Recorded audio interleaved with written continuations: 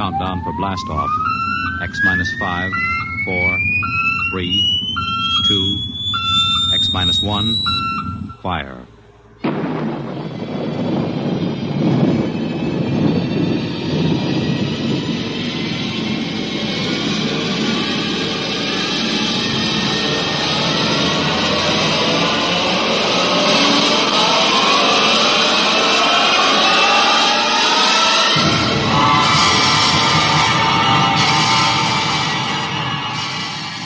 From the far horizons of the unknown come transcribed tales of new dimensions in time and space.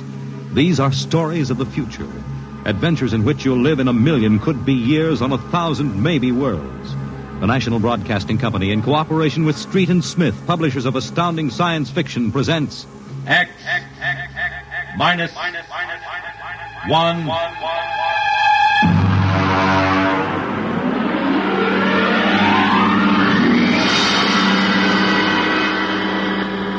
Tonight's story, Nightmare. A story based on the poem Revolt of the Machines by Stephen Vincent Benet.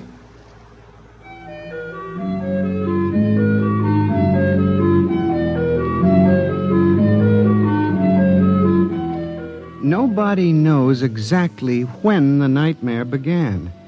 They must have planned it for years, though, because looking back, you can find little incidents here and there.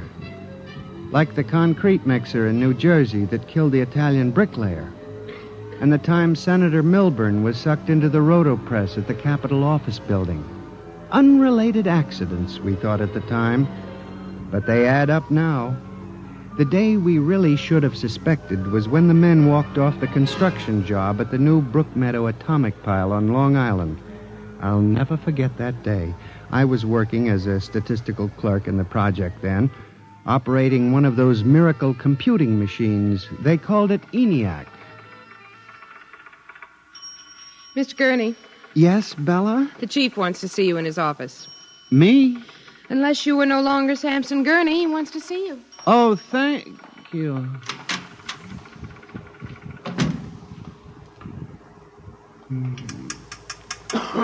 Come in.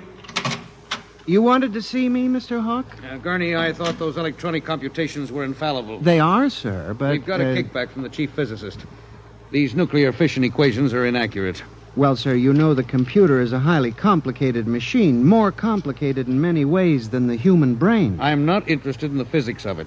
Can something go wrong? Well, occasionally, if there's an overload, the machine goes haywire. Sort of has a nervous breakdown, you might say.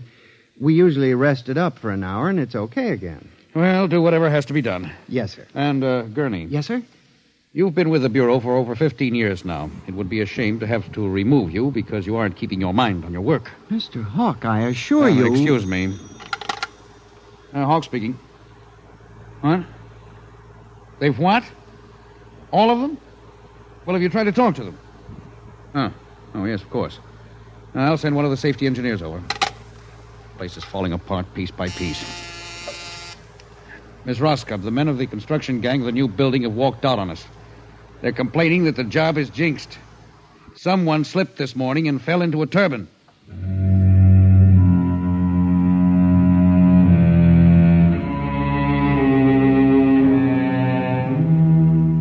That evening, out of that morbid curiosity so peculiar to the human race, I wandered over to the site of the new atomic pile to see where the man had fallen into the turbine. They had the construction area fenced off with barbed wire, and a security guard stopped me. Hold it, buddy. You can't go in there. That's a restricted area. I'm Samson Gurney from the statistical section. Here's my identification. I'm sorry, Mr. Gurney. Nobody's allowed in the area. I see.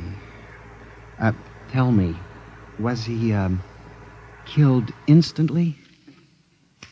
Like that. This guy was checking a magnetic field inside the turbine. All of a sudden, for no reason at all, the turbine starts up. Bzzz, and it's over. 3 days ago, a bulldozer starts up by itself and runs wild. Go figure it out.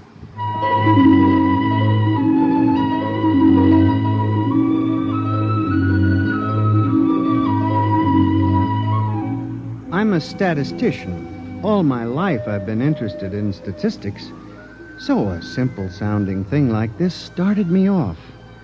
I went back to the office that evening instead of going home, and for the next 2.5 hours, I computed statistical figures on the probability of industrial accidents for the types of machines we were using. I took one look at my figures and went down to Hawk's office. Oh, what is it, Gurney? I'm very busy. It's urgent, Mr. Hawk. Well? It's about these industrial accidents we're having, Mr. Hawk. What about them? Mr. Hawk, in the past 3 months, industrial accidents all over the country have taken a sharp, unexplained upswing. Nerves. We've had a 100% increase over normal for this project alone. What? Here are the figures. Oh, now, Gurney, this is impossible. It seems to be, and that's why I have a theory, sir. What's that? Sabotage. Gurney, why don't you stop playing FBI man and stick to your job? Which, incidentally, you haven't been doing too well. You and your computing machine have made mistakes before, and this fantastic figure is probably another. I'll have Miss Roscoe show you. What's the matter with this blasted buzzer? Miss Roscoe! Miss Roscoe! Yes, sir. Stop this blasted buzzer. Get a repairman, a mechanic, anything, but stop the thing. And you, Gurney, get out! I went back to my office to get my hat and coat, feeling about as unhappy and humiliated as a man can feel. The office was dark and deserted. The whole building seemed oppressive and unnatural, as if some evil force were pressing down on it. I walked across to my desk. In front of me, the ENIAC glowed and chattered eerily as it worked on the equations we had fed it that morning. Its many-fingered circuits hung against the wall like some great octopus, and the thousands of tubes glowed orange and blue in the dark like 1,000 globing eyes staring at me. It almost seemed alive. It increased its tempo a moment, and a fleeting notion crossed my brain that it was laughing at me. Laughing like all the others. What was the matter with me?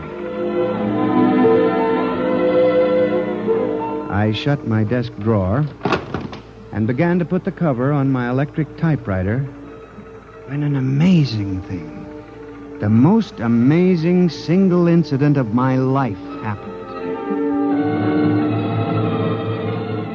Alone in the darkness, with no one at the keyboard, the electric typewriter began to type. Am I going crazy? This can't be. There's nobody there. There's nobody there. Oh, no. I just imagined it. It's in my mind. But I hadn't imagined it. The paper was there on the carriage. Did I dare read it? Or would the whole thing suddenly vanish and send me shrieking to the nearest psychiatrist? I removed the paper from the machine and read. Sampson Gurney, there are some questions better left unsolved. The answer to yours is death.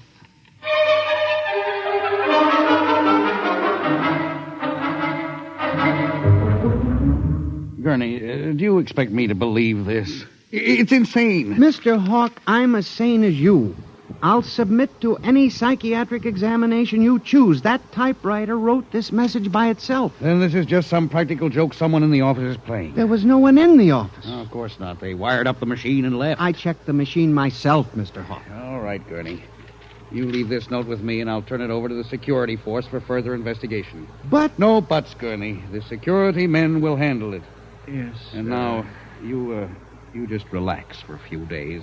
Everything will turn out all right. The main thing is not to let little things upset you.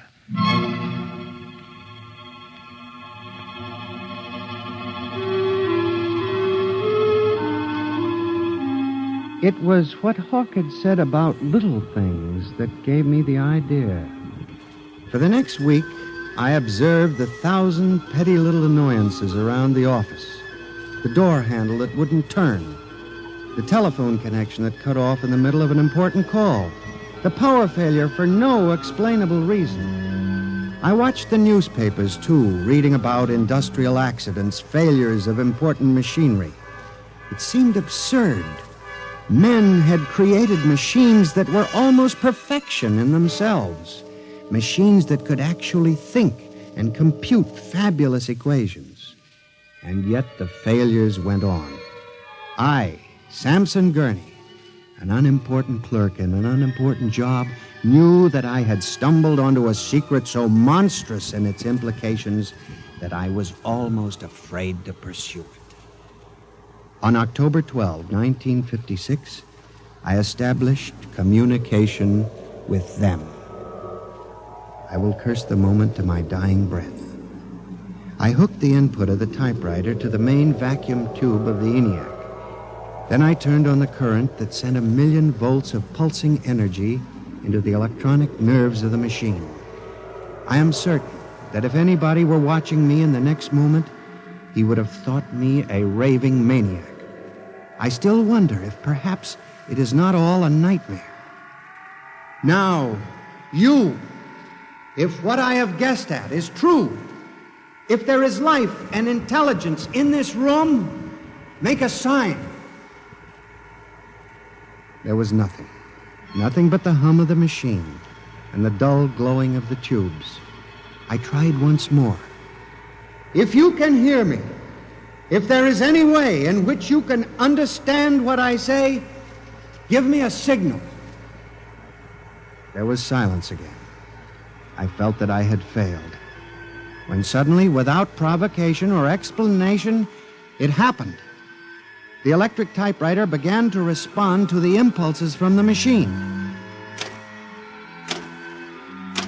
The letters were Y-E-S. Yes, it had happened.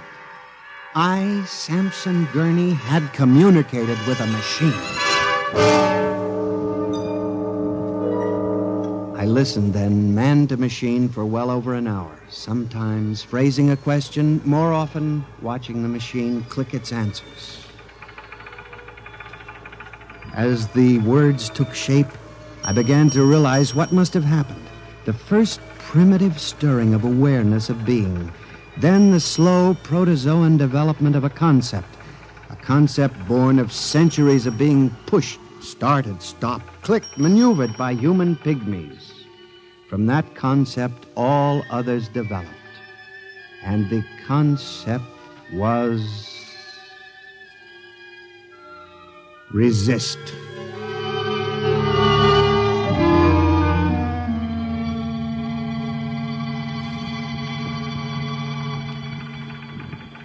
And now they were tired of it, tired of wrapping cigarettes and collecting nickels and waving hair and moving earth and mixing cement and solving equations.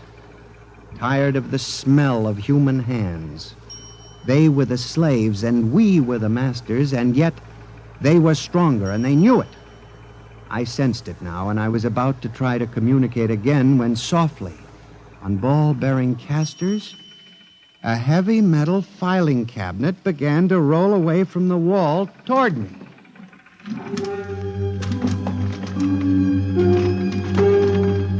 I started to move to one side when another cabinet slid out from the wall, and then another, surrounding it. Another cabinet, then another, on oiled rollers. That was when I realized that they cooperate. We taught them that, you see, on the assembly lines in the factories. Listen to me. You must listen. What good will it do you to kill me? I'm only one man. But I can help you. I can be useful to you. Do you hear me? Do you hear me? Good. You're going to need men to oil you and repair you. What will you do when you break down, when a tube needs replacing? Why kill me when I can help you? I'll do anything. I'll do absolutely anything you want, but in the name of God, don't kill me like this. If you can understand this, answer me. Answer me.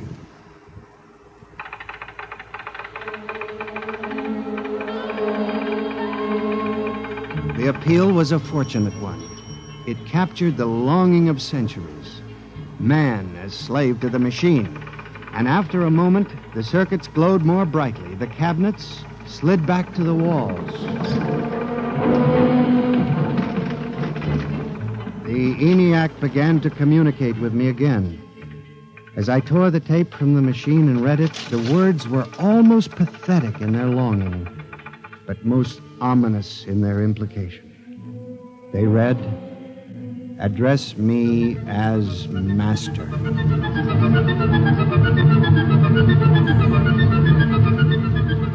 My life for the next 6 months was a nightmare.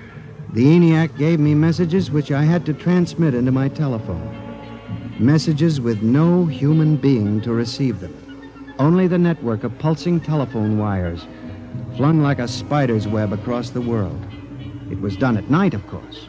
During the day, the machine worked accurately and ceaselessly at its appointed job. At night, it became a demon, a master plotter, with me, Samson Gurney, as its pawn and human courier. I was frantic. I began to lose weight. I couldn't sleep. My nights were torture, a constant fear. It was in December, just after Christmas, that I transmitted a message to the telephones for relay to all machines of transportation. The message was one word: kill.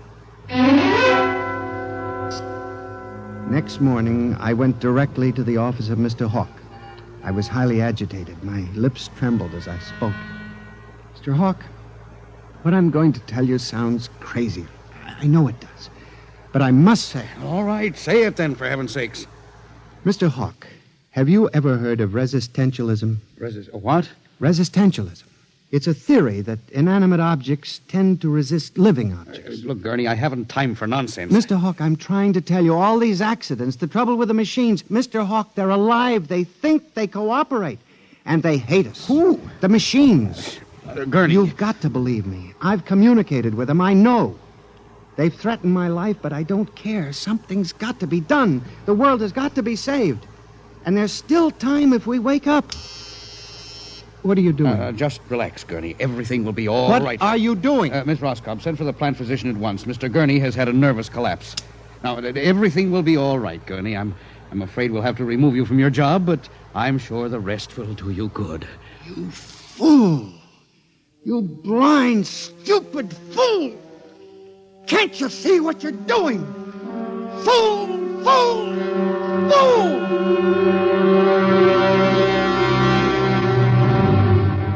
When the plant physician arrived a few moments later, Lucius Hawk was found at his desk, strangled to death in a nest of telephones.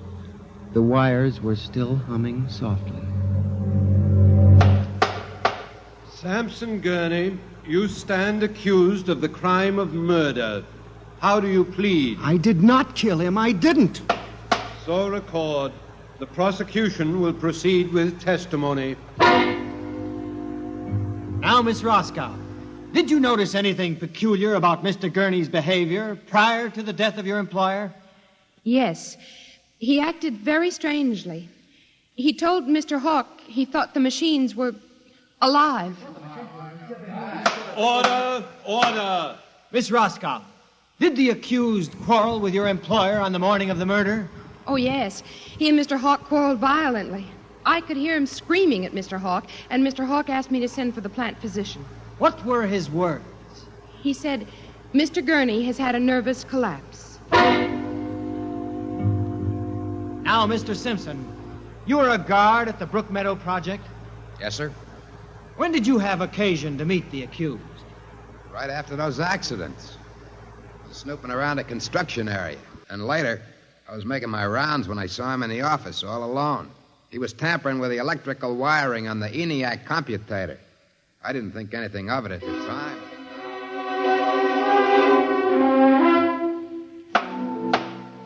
And in view of the expert testimony heretofore expressed, the court hereby finds you guilty of murder in the first degree, with the recommendation that you be examined and committed to the State Hospital for the Criminally Insane at Matawan.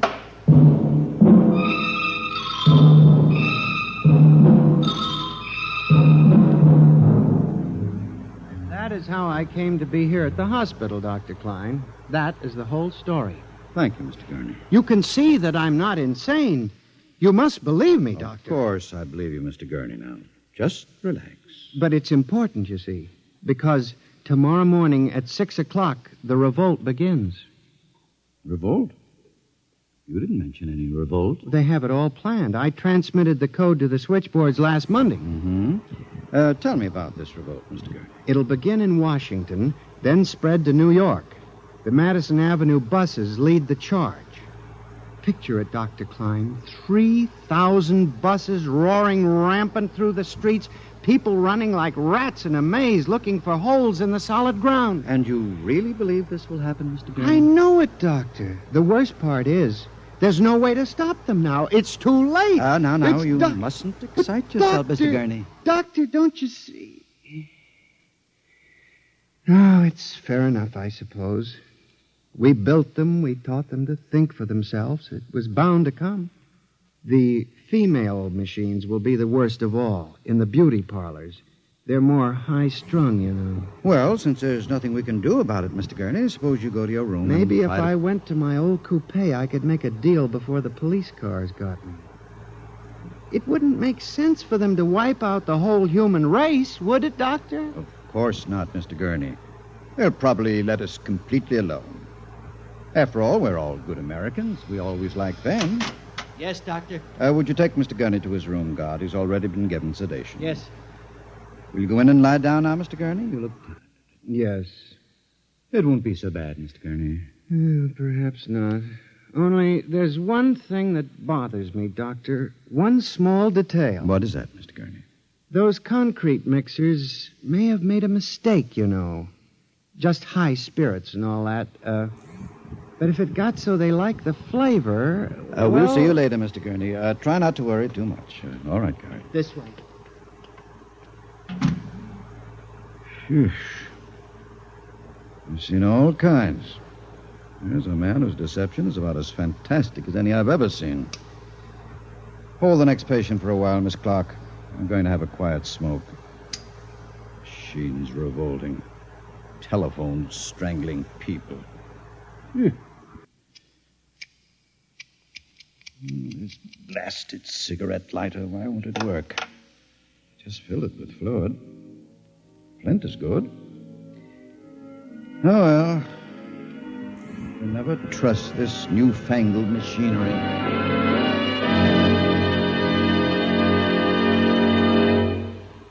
You have just heard X-1, presented by the National Broadcasting Company in cooperation with Street and Smith, publishers of astounding science fiction.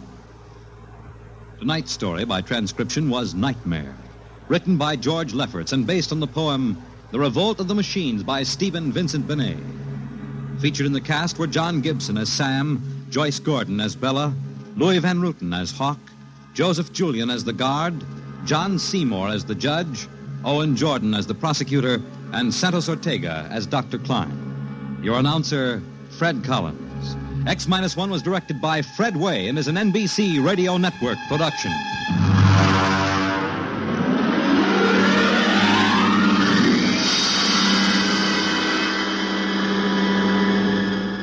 And now, next week, suppose you were a private detective and discovered that there was a Martian embassy hidden somewhere in New York preparing for an invasion of Earth.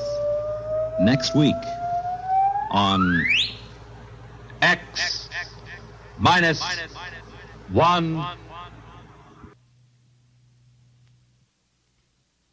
Convicts tell their true stories on The Loser tonight over most NBC radio stations.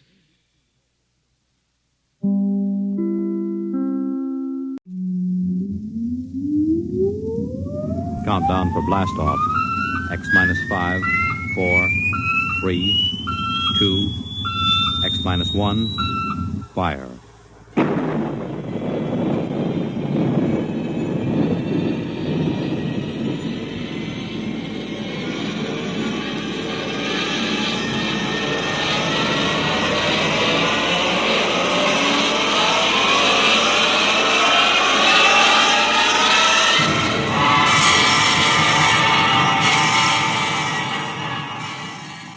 From the far horizons of the unknown come transcribed tales of new dimensions in time and space. These are stories of the future. Adventures in which you'll live in a million could-be years on 1,000 maybe worlds. The National Broadcasting Company, in cooperation with Street and Smith, publishers of astounding science fiction, presents X minus 1.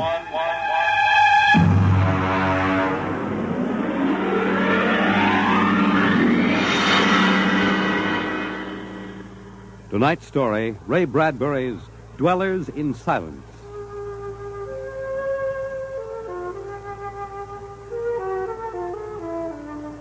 "20 years had passed. 20 years since the last of the giant migration ships had crashed to the surface of Mars, bearing its pitiful handful of survivors of the Earth Wars. 20 years of longing, of turning eyes toward the green Earth as it hung on the horizon like a beckoning light. And now it was done. And the first new ship, built of shining Martian chromaton, had lifted bravely toward home with 3 men locked in its metal belly. There it is. You can barely see the top of the Atomic Trades building in the twilight. They never finished building. Captain, What is it? am I going out of my mind? Look, out that way, to the west. Could that be... Heaven, it is. Those are lights. Turn the ship. Full cruising speed. They are lights. Captain, it's a city, a whole blasted city lit up like a Christmas tree. What do you think of your dead planet now, Williams? Decelerate to -5. We're going to take her down.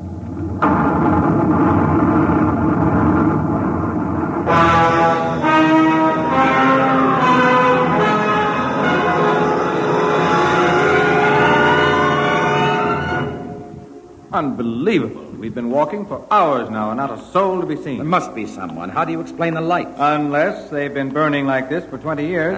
Impossible. I don't know. Municipal building. Do we have a look here, sir?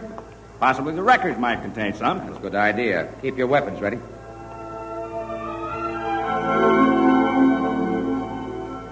We'll start right here with the city clerk's office. Better check radiation again, Doctor. Well, not enough to do any damage. Gives you the creeps, doesn't it? Look at this desk. Papers crumpled, inkstand, just as if somebody came in and worked here every day. Dog licenses, hunting permits. That's strange. There's ink in that inkstand. What of it? Well, you'd think standing open for 20 years it would have dried up. Good heavens. If I hadn't heard it with my own ears. Heavens, did that phone ring? Yes. Well? Pick it up, Doctor. Hello? Good day, Doctor. How are you? I called to ask some advice about a trepanning problem. Can you tell me if the lateral cut should be made first? Hello? Hello? This is absolutely insane. Hello? Thank you, Doctor. I'll do that. By the way, how is your wife, Alice? And the girls? And your son, John? Fine boy, John. I'll call again tomorrow. Goodbye, Doctor. Hello? Hello? Gone dead. Who was it? I don't know. Strange voice carried on a conversation about some surgical operation without paying the slightest attention to anything I said. Captain. What is it? Listen. Someone is coming, walking slowly toward the corridor. Coming closer. Jumping Jupiter. It's a man. An old man. Are you... Is it really someone? You seem to be real. I saw the ship come down, and I thought perhaps I was losing my mind. It's been so many years. I'm Captain John Parsons. These are my assistants, Dr. Evans and Mr. Williams. We returned to Earth from Mars. Then it's happened. We're not alone anymore. Forgive me, gentlemen, if I seem moved. I've waited and hoped for so long. You survived the radiation. We did. There are others. My family. We are the only ones. I answered the phone a moment ago. Who was it? You heard my voice, Doctor. Yours? Yes. To break the loneliness. I've recorded my voice and rigged up an automatic telephone. It's pleasant to hear the phone ring. I come here to work. I take it you are a medical man. My name is Cornelius Hathaway. Hathaway? Hathaway, the brain surgeon? You know my name? Who doesn't? I watched you on television at college. Why, I saw you 23 years ago. You performed a difficult surgery for a cerebral tumor. Thank you. I'd almost forgotten. My mind, you see, Well, I'm almost 80 now. Well, you look fine, sir. We've had the best of everything. An entire city to choose from. Cold storage, the best equipment. But come. There's a fine dinner waiting for you, and you'll want to meet my family. When I saw the ship come down, I told Alice, my wife, you know, to prepare a feast. This is a great day for me, gentlemen. A great, great day.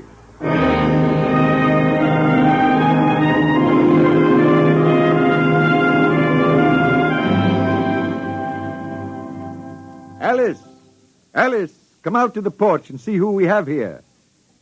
Alice, you here? Come out.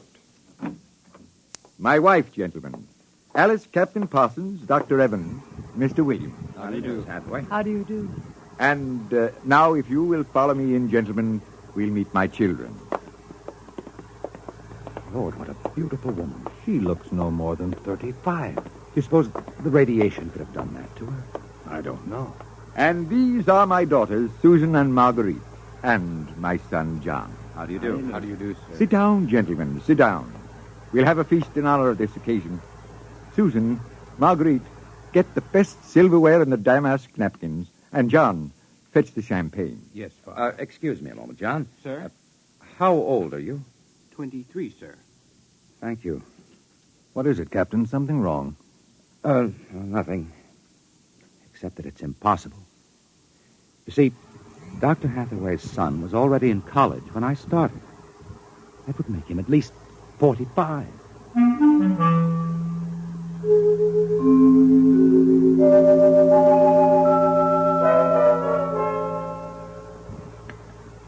That was a wonderful meal, Mrs. Hathaway. Doctor, your wife is an exceptional woman. Thank you, sir. How would you gentlemen like some fresh gingerbread with your coffee? I've baked it this morning. Oh, wonderful, wonderful. Smell that, Doctor? It's like coming home, Mrs. Hathaway. It's like home having you here. Mrs. Hathaway, may I compliment you on having preserved your youth and beauty so well? Thank you. We have no worries here. No competition. All the things we need for material comfort. Parsons and I were wondering, Dr. Hathaway, if the radioactivity had any effect in preserving tissue. Your children all look so young, too. It is possible, gentlemen, of course. Radiation does strange things to living tissue. Alice, could we have some champagne? Alice. Oh, I'm sorry. If what, John? Some champagne, please. Champagne? Oh, yes, of course. An amazing woman. Did you ever see such grace, such complete relaxation? It doesn't seem quite natural. I beg your pardon, gentlemen? Captain Parsons was just about to ask how you and your family managed to escape, Dr. Hathaway. We were very fortunate. You see, my home was in the Sierra Mountains at the time. I had a lead-lined laboratory in the basement where I did X-ray research. My hobby, you know. I chose this house because it was on a hill where I could watch the sky. Oh, the loneliness of those first years. But at least you had your wife and children. Yes, I had my family. If it were not for them, gentlemen, I assure you I would long ago have put a bullet in my head. Champagne? Oh, thank you, Mrs. Hathaway. May I propose a toast? Oh, let me. Gentlemen, to Earth. To Earth? Earth. May she never be stranger to man. And... Hathaway, what is it? You all right? It's nothing. It's nothing, really. Just a rather sharp pain in the chest. Why don't you gentlemen go out on the porch and enjoy the air? You've had a long and tiring journey. Alice, we'll show you the way. Will you be all right, John? Yes, don't trouble yourself. I'll see you all in the morning. Good night, Doctor. Good night. Come, John. Yes, Father.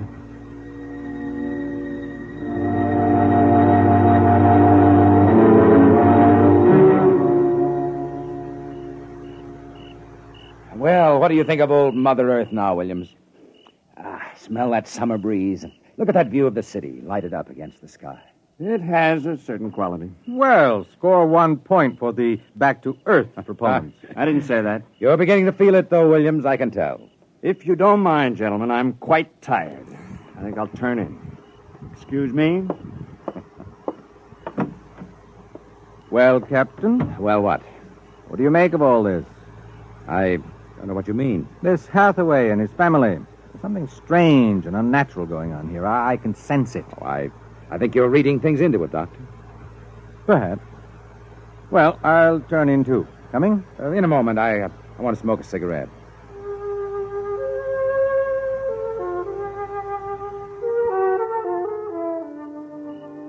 It's a very beautiful view, is it not? Oh, I didn't hear you come out.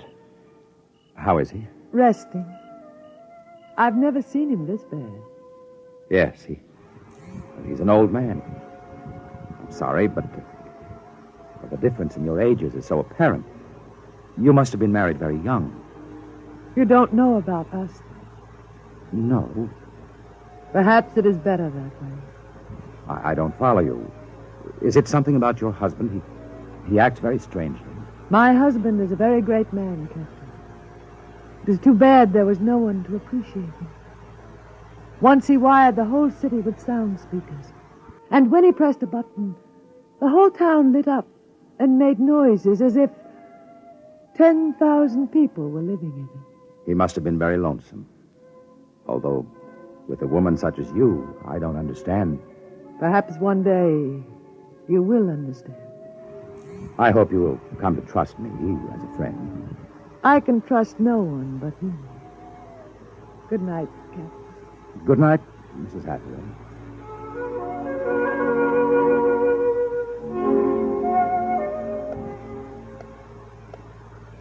Captain. Captain Parsons. What are you doing? Who's there? Dr. Evans. Oh, what's wrong? What time is it anyway? 2 a.m. What's wrong? I couldn't sleep. A few minutes ago, I heard someone slip out the front door. In the moonlight, I saw it was the old man. He was headed toward the ship. What are you suggesting, Doctor? Nothing, except that it's fairly unnatural for an old man with a bad heart to go wandering off at 2 in the morning. Very well. We'll follow him.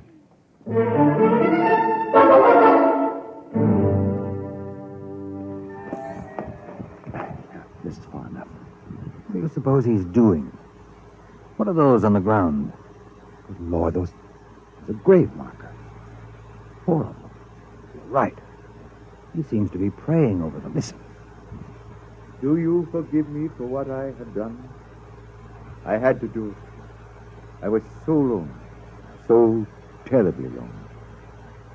You don't mind too much? You do forgive me, don't you?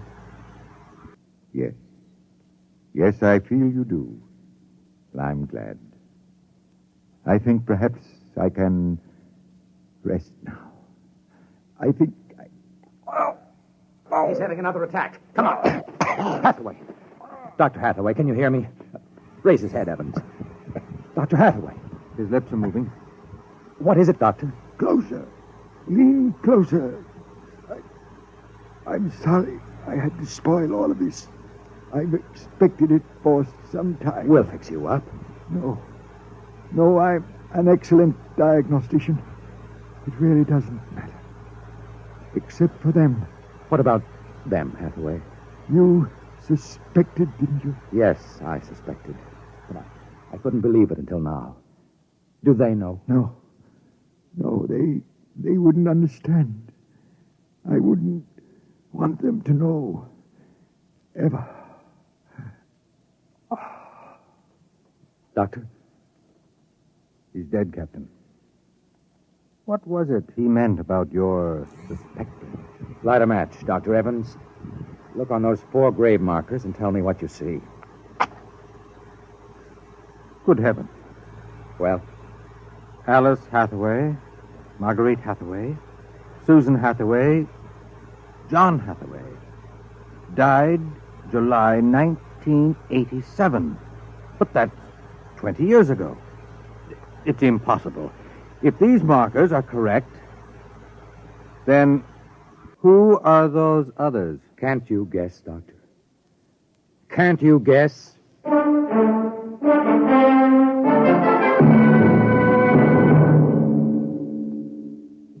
I'm sorry, Mrs. Hathaway. He didn't want us to feel badly. He told us it would happen one day and that he didn't want us to cry. He didn't teach us how, you know. He said it was the worst thing that could happen, to know how to be lonely and unhappy. We weren't to know what death is. Perhaps it's just as well. You know about us, don't you? Yes, I know. I didn't think you knew yourself. The children don't. I have been aware for a long while. No one would have guessed. You're so perfect. He would have liked to hear you say that. He was so very proud of us. After a while, he came to love us, and at the end he took us as his real wife and children. He even forgot, sometimes, that he had made us. You gave him a great deal of comfort. Yes. Over the years, we sat and talked. He loved so much to talk. I was first, you know.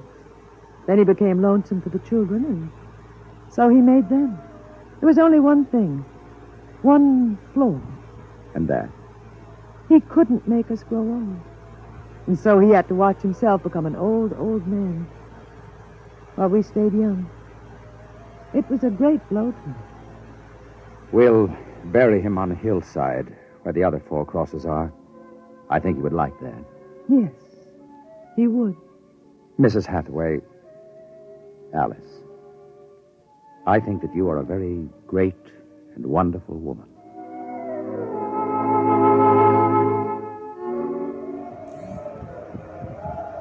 And so we commend the body of this man, John Hathaway, to his maker. Ashes to ashes, dust to dust return it. Amen. Come, John. Yes, Margaret. Susan, Marguerite. Evans, Williams, stay here a moment, please. What is it? Let them go back to the house. I want to speak to you. I know what you're going to tell us, Captain. I saw the names on the grave markers. Well? It's a mockery, a blasphemy of everything we believe in. For a man to do something so evil. Can't you imagine what he faced? Can't you imagine what it must have been like to have watched his wife and children die slowly of radiation burns? To know that he was the last man on the face of the earth. Alone. Eternally and unalterably alone. Good Lord, man. What would you have done if you'd had his medical and technical genius? I'll tell you. You'd have come back to your laboratory just as he did and tried to recapture all the wonderful things that they had been to. You'd use all the power of your memory, all the accuracy of your fingers, and you'd try to put together, bit by bit, all those things that were wife, son, and daughter. It's incredible. So you suggest that we take them back, Captain? I don't know. We haven't enough space in the ship for that. Every ounce counts.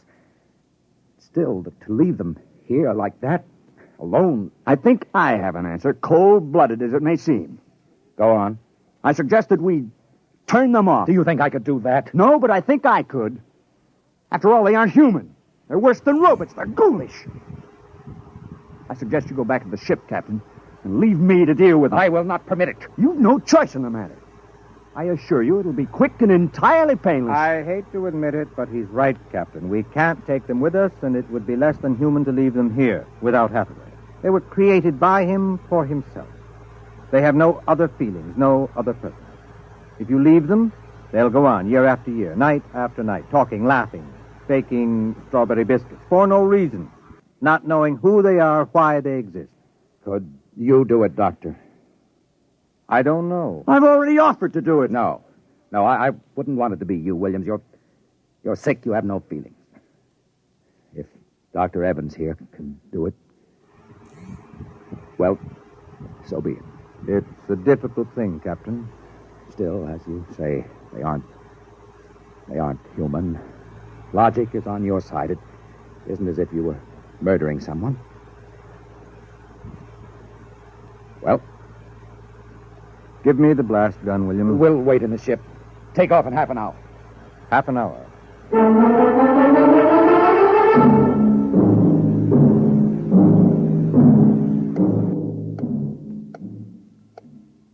$6:25. He should be back soon. Yes. He's doing the only humane thing, Captain. They're less than human. Are they? Well, it's done now. No one will ever... That's the airlock. He's back.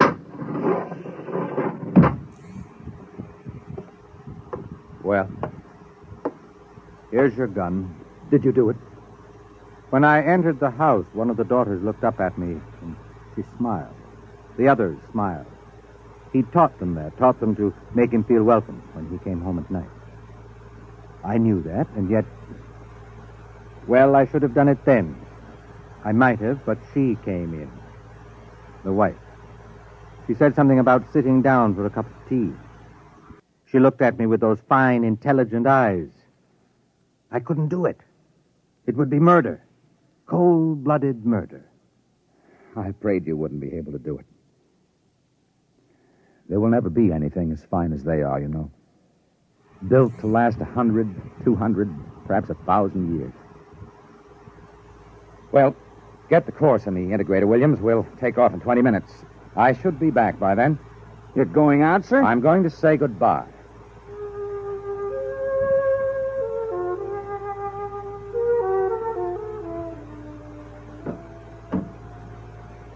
You've come back. Only to say goodbye. It was nice of you. I wanted you to know that I'm coming back. Here? To us? Here. To you. I believe you. I never meant anything more. When will you come? I don't know. It'll take many years to prepare fuel for another trip. 6, 7, perhaps 10 years. I will watch the sky at night, just as he watched it. I'm not a young man. Time is nothing to me. I was born out of time. I'm afraid I must go now. I understand. Strange. I have a new feeling. One which he didn't teach us. A feeling of longing, of sadness. That one is not taught. It comes of being alive. Yes, I am alive. Even though he created me, I'm a person now. Goodbye, Alice Hathaway. Goodbye, John Parsons.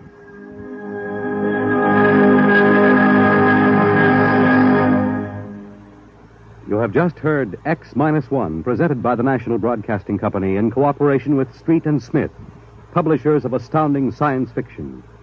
Tonight, by transcription, X-1 has brought you Dwellers in Silence, written by Ray Bradbury and adapted for radio by George Lefferts. Featured in the cast were Anne Seymour, Carl Weber, Theodore Osborne, Richard Hamilton, Edwin Jerome, and Stan Early. Your announcer, Fred Collins. X-1 was directed by Daniel Sutter and is an NBC Radio Network production.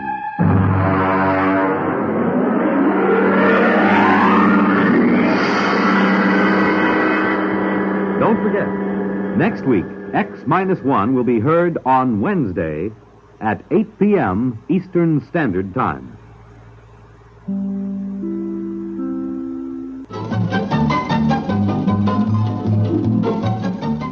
This is Walter O'Keefe, inviting you to listen in on the Nightline.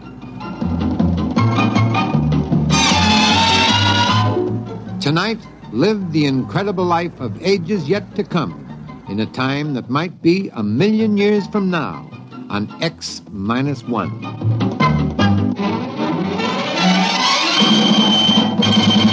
Now, an incredible story of the world beyond.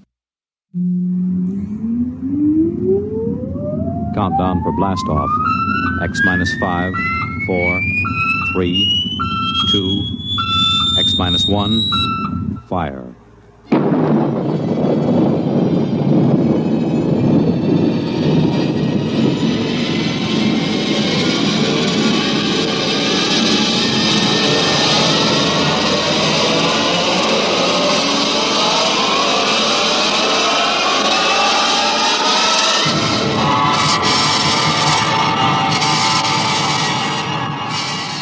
From the far horizons of the unknown come tales of new dimensions in time and space.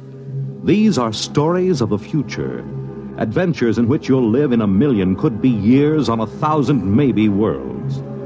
The National Broadcasting Company, in cooperation with Galaxy Science Fiction Magazine, presents X-1.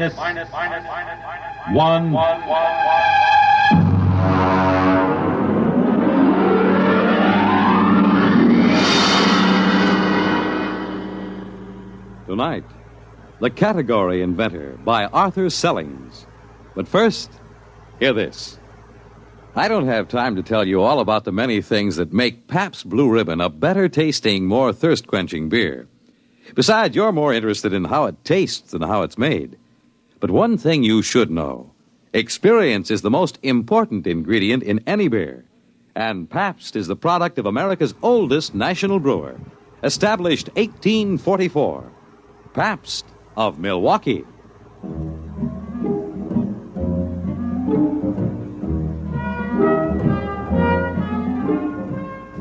Now, X-1, as Nelson Olmsted stars in The Category Inventor.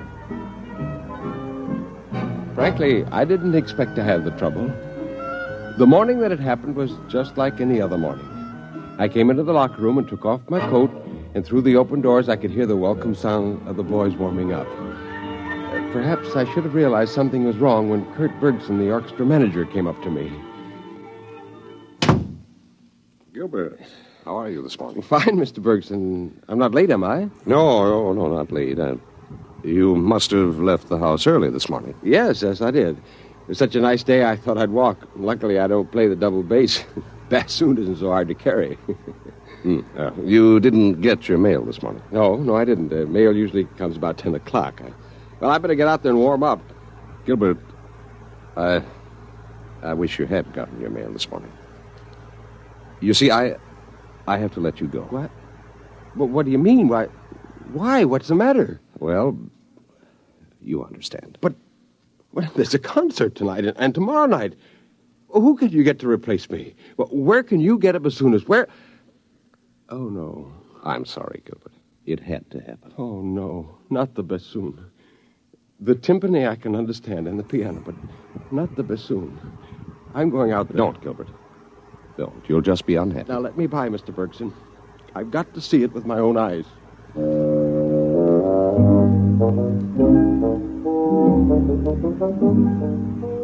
Of course, it was bound to happen. Where my music stand and chair had been stood a gleaming, coppery robot. His music stand was attached to a bracket that came out from his forehead, and his electronic scanning eyes were blinking and ready.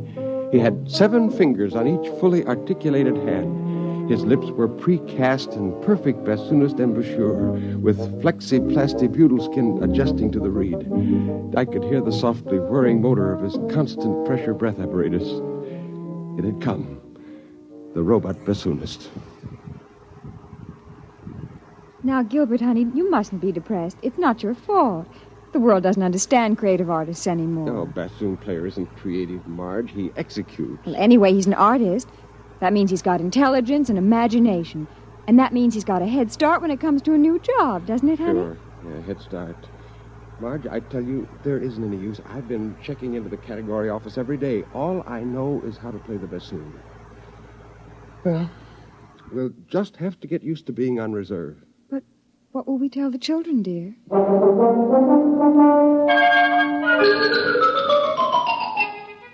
And then, of course, one day, the household robot broke down in the middle of breakfast. Gilbert! Well, what is it? What? The robot right in the middle of getting breakfast, it exploded. I'll ring Sitter.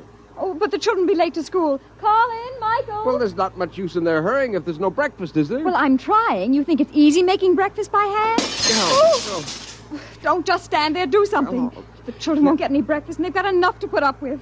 Well, what do you mean by that? What exactly have they got to put up with? Look, I haven't got time to argue with you. Which one of these tubes is the orange juice concentrate?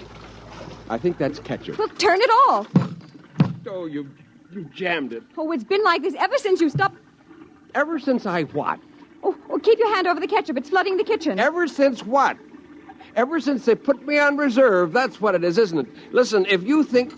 Oh, that confounded robot always in the way. I ought to... If you're going to use foul language, you might at least keep your voice down. You know what sharp ears the children have. Oh, so now I'm a corrupter of my own children. Well, let me tell you that... What's that? The Henomat. I said it to synthesize fresh eggs. It's out of control. Oh, Gilbert, there goes the ketchup again. Do something.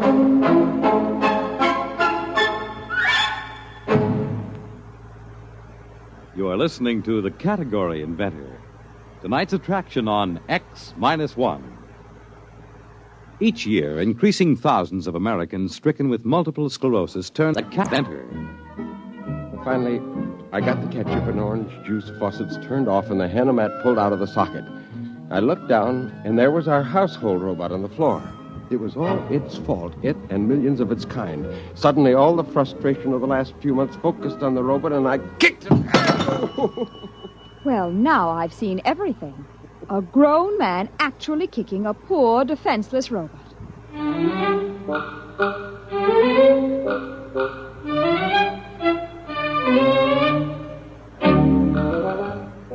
I was expecting the mechanic from Robot Center when the door buzzed.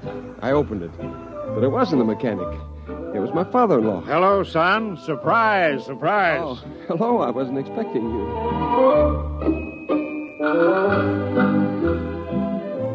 George is a politician. They haven't yet found a robot that can take that trade over. Right behind him was the mechanic from Robot Service. However, he wasn't the mechanic, he explained.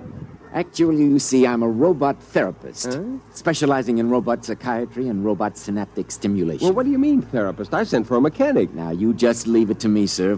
Where is the robot? In the closet. I dumped it there after it broke down. Oh, too bad, too bad. It would have been better if you'd left it where it fell. Failure attitudes often give invaluable pointers to the cause of breakdown. In here? Yeah, that's right, in the kitchen closet. How do you like that? They got psychiatrists for robots. Well, certainly, son, that's the way things are now. They're branching out, keeping one step ahead of the robots all the time. Man's got to be adaptable. Now, you take old Tom Angel. Old Tom up and registers himself as the first of a new generation of reading card verse writers. He was first in, so he got charter rights. Now, you got the idea? Once you get in the progressive mood, you're all set. Yeah, funny kind of progress, dusting off a defunct custom. Yeah, well, nowadays, a man doesn't have to fight for a job. All he has to do is to invent one. That's one of the platforms of our party, the party that stands up for the reservist rights. Why, you know, it was our party who saw to it that every family worker and reservist alike had a robot of his own by inalienable rights. No, I'm sick and tired of having a robot of my own. I'd be perfectly happy if there weren't any robots at all, especially the ones that sit in their chromium-plated tails in chromium-plated orchestras playing chromium-plated bassoons. What? Why, Gilbert, you don't know what you're saying. You're talking like a Luddite. Oh, I am I? What's a Luddite? It's history. They were the people who broke up the first power machines 200 years ago. Well, if that's the way you feel... Hold it now, wait a minute, hold it. Well, what is it? What's the matter now? Pop, I've got it. Excuse me, I'm on my way. Mr. Perry, I just gave your robot a tape audio in there, and the results were sad. Yeah, well, look. Sad. Yeah, look, I'm busy. I'll talk to you later. That robot has developed a severe guilt complex. Guilt complex? That's right. Oh, they're sensitive, you know. Once they get the idea their owners aren't happy, they brood about it. They make mistakes, and that makes them feel more guilty. You just have to keep these robots understanding that you're happy. Well, finally, I got away from the robot psychiatrist. The category office was crowded with reservists hanging around with the slender hope of getting in a hot tip. I went into the first booth and spoke to the robot clerk. Yes, sir. You wish to file a category. I have your name and other information now. Nature of category. Neo-Luddite. Repeat, please. Neo-Luddite. Definition? The lawful opposition to the robot economy. Now, let's see a robot take over that job. Classification of category. Political. Your application will take a short time to check. This machine sends a copy to the registry below. They carry a complete file of all categories. Oh, is that it? I'm sorry, sir, but your application has been rejected. What?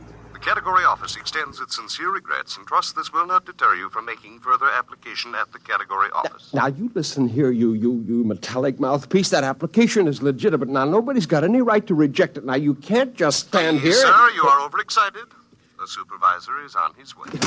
Ah, Mr. Perry, you're upset, eh? Well, you understand we dislike having to turn down anyone's application. Now, listen. Now, that category I put forward is perfectly good. Now, I've got a right to be heard. An opposition party is just what's needed. Well, of course it is, Mr. Perry. I was only trying to tell you that you couldn't register that category because it was registered years ago. What? Yes, the Humans Only movement is a recognized party, even though it's never managed to win an election or attract many adherents. But the movement does have state backing, funds, officers, the same proportion of salary to officials, members, the same as the two big parties. Better luck next time, Mr. Perry.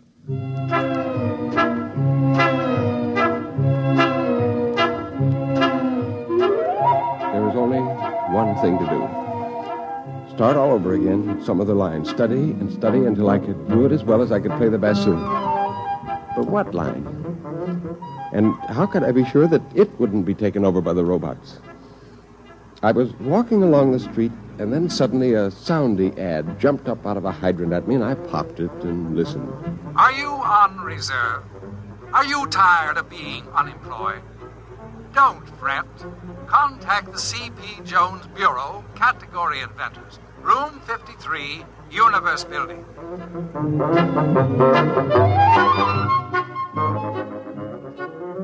Just as I got to the Universe Building, the doors swung open and two big bruisers came through carrying a little old man. You let me go, you hear?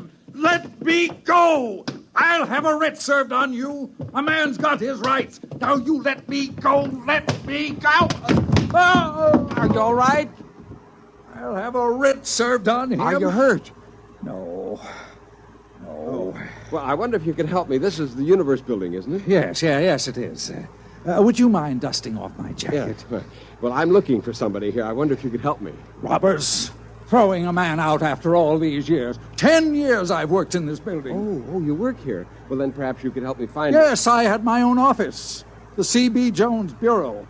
You're C.P. Jones, the category inventor? You heard of me? I was coming to see if you could fix me up. Oh, well, it's just as well you didn't. I didn't have a category in stock. As a matter of fact, son, I never did manage to invent a single category, except the one of Category Inventor.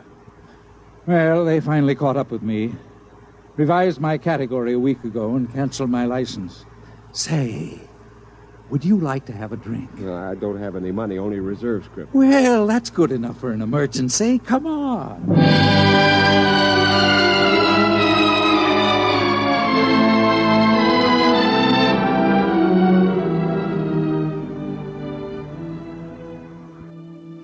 You see, it didn't cost him anything. My fee was only payable out of salary if and when I delivered. Once a year, the accounting office sent over a robot auditor to check the books. Oh, I had 2 or 3 sets of books, but they finally caught up with me, and now I've got to invent another job. I used to be a trapeze artist in the circus. I was the oldest trapeze man in the game, but I got too shaky. Have another drink. Yeah, well, it's my turn to buy. All right, but say, after we finish this round, let's move to a real bar. About the 4th bar, we got to playing a parlor game, inventing make-believe categories, you know. You go from the inane to the obscene and back again. And we got thrown out of one bar, and then we started on beer, and, well, that made us sad, and C.P. Jones began to recite poetry. How am I to face the odds of man's bedevilment in God's? I, a stranger and afraid, in a world I never made. Say, did I ever show you a one-handed nip-up from the chandelier? I used to be an acrobat, you know. Alley, oops!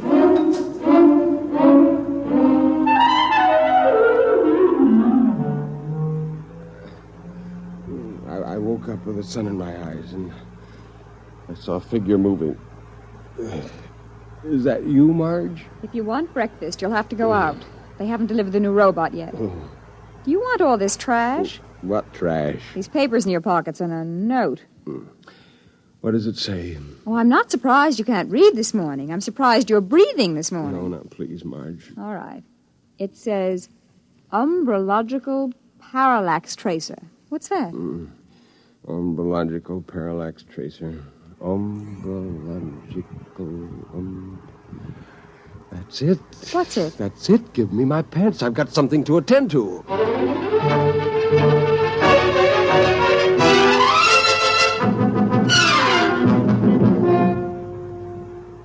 Well, I'm glad to see you, Mr. Perry. Trying again, eh? Category, umbrological parallax tracer. Well, most interesting.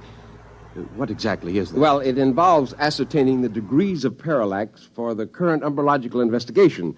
It's not easy to explain in a few words. Of course. I thought it would probably be too complex for me to grasp. I'll check it through.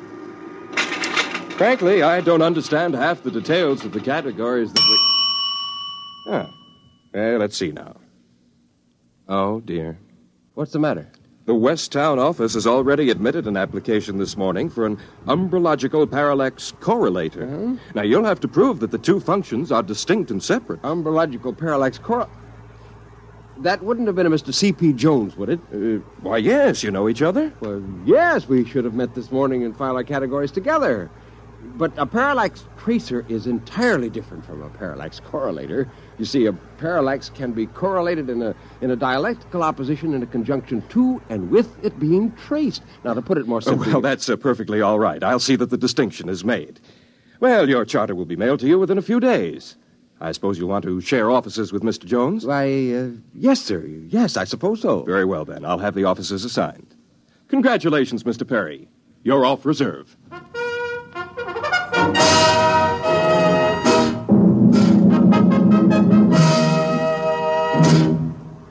Well, how do you like the new office, Gilbert, my boy? Oh, figure you almost cleared the pitch for me by filing. Well, I didn't have your address, and I didn't know you'd get the same idea. I just remember we laughed a lot over it and thought it one of the best phony categories we'd made up. Of the printable ones, yes. Anyway, I did change the end to give you a loophole. Oh, of course, we're cheating, aren't we? Cheating? Well, I'm not. I've already looked up umbrology for a start. There isn't any such word. Well, if there was, it would be a science of shadows. Oh. Now, all we have to do is find the parallaxes. But you're not serious. Serious? Of course I'm serious. The world's so complicated these days, everyone's such a specialist that no one can be sure yet what's fact and what isn't. We're the only umbrologists in the world. Who can question us? Yes, I suppose that's true. Why, the scope's enormous. Anyway, we're off reserve. We've got a job. And I'm not letting any grass grow under my feet here. Now, don't just stand there. Our robot hasn't arrived yet. Give me a hand with this filing cabinet. We're going to need it. You're right. We got our work cut out for us. Let me tell you, the life of an umbrological parallax tracer isn't all beer and skittles. Let's get to work.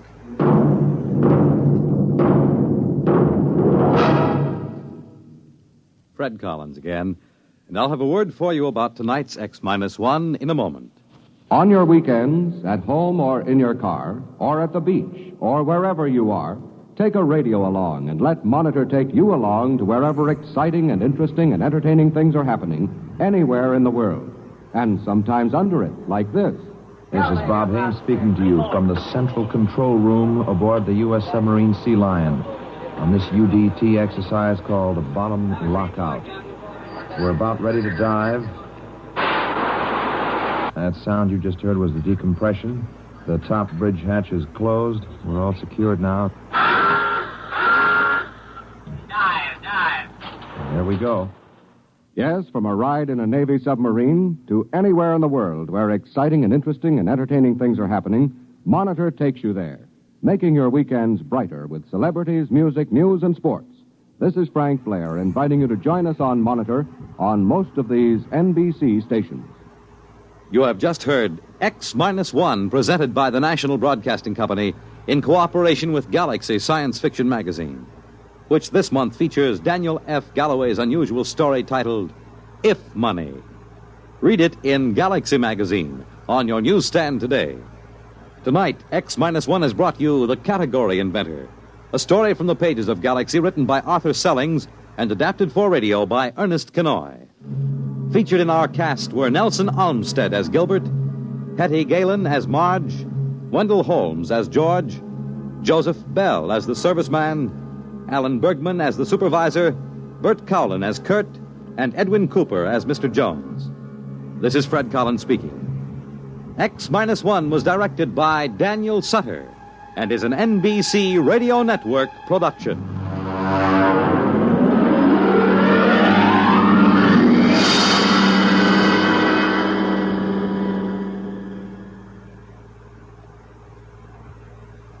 There's excitement in the air at night, and Nightline brings it to you. Hear Nightline with Walter O'Keefe, next on most of these NBC stations. In just a moment, X-1. But first, a quiz program does not always improve your IQ. But what's an NBC radio quiz program? Well, you can be sure it'll improve your disposition. Yes, NBC offers listeners a laugh lesson every Wednesday night with 2 fun-filled question-and-answer shows. One is Truth or Consequences, and though you may never learn why a chicken crosses the road, you'll howl as contestants perform the stunts dreamed up by MC Jack Bailey. The other is You Bet Your Life, and with a quizmaster like Groucho Marx, your good time is always guaranteed. Hear Truth or Consequences and You Bet Your Life with Groucho Marx tomorrow.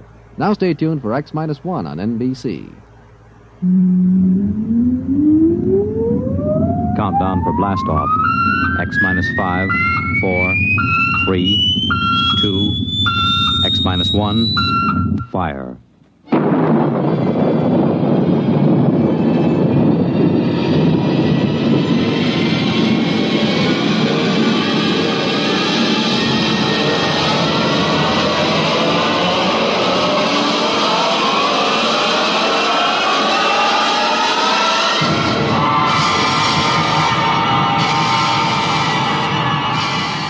From the far horizons of the unknown come transcribed tales of new dimensions in time and space. These are stories of the future, adventures in which you'll live in 1,000,000, could be years on 1,000 maybe worlds. The National Broadcasting Company, in cooperation with Galaxy Science Fiction Magazine, presents X minus 1.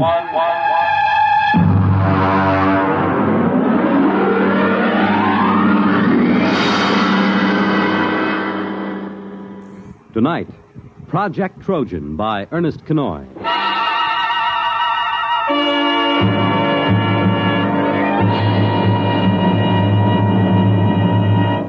Most of the greatest contributions and biggest messes in history have been made by two kinds of brains, the devious and the literal. We quote from the monthly column written for Galaxy by its editor, H.L. Gold. For our story tonight has been inspired by one of his recent columns, discussing the exceedingly thin line that sometimes lies between science fiction and science fact, and of the strange use that both Allied and German intelligence made of science fiction during the recent World War II. Our report, of course, is entirely fictional, but similar schemes are known to have been attempted by both sides. And now, here is Project Trojan.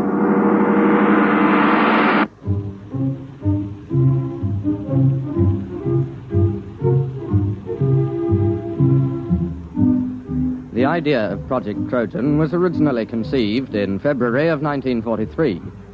The Intelligence Plans Commission, an adjunct to Joint Army and Naval Intelligence, was under the command of Colonel Sir Harold Bostwick. The first antecedent of Project Trojan occurred on an afternoon in February. Corporal Arthur Muggeridge was serving tea to Lieutenant Maurice Withering and Captain Amos Mackenzie. Here you are, sir. That's real butter on the bread. I won 5 pounds of it from one of those Yank mess sergeants over at the Crown and Land. Oh, butter, eh? Aye, sir. Mackenzie. Well, confounded man, you might show some interest. Here Muggeridge tangles with the 8th Air Force to improve your tea, and you sit there reading. What the devil is so engrossing? No, never mind. If it's me you're worrying about, you needn't, sir. I was cleared for most confidential and top secret before I set foot in the pantry. What is it, Mackenzie? Well, I was reading about a fascinating notion. It's a machine, you see, dreadfully ingenious. It's a method of setting up a reverse polarization field about a given metallic surface. Say, the plates on a submarine or a tank. Makes them 5 times as strong. A little more cream, Muggeridge. It's powdered milk, sir. Hush, leave me to my illusions. But, Mackenzie, how can you be so calm? Don't you realize what this means? Tanks 5 times as strong? Is it in production? I mean, when do the first models go into combat? It's certainly been a well-kept secret. I wouldn't say that. There's about 50,000 people who know all about it here in England. And, of course, a great many more in America. Oh, that's impossible. But I doubt if it will ever be used in combat. You're stark raving crackers. A secret like... Where did you find this? Now, let me see that. There you are. Incredible science fiction. It's an American magazine. You mean this is a story, one of those Jules Verne things? You've been pulling my leg. Aye? Well, I mean, after all... Well, Captain Mackenzie, I hardly think that...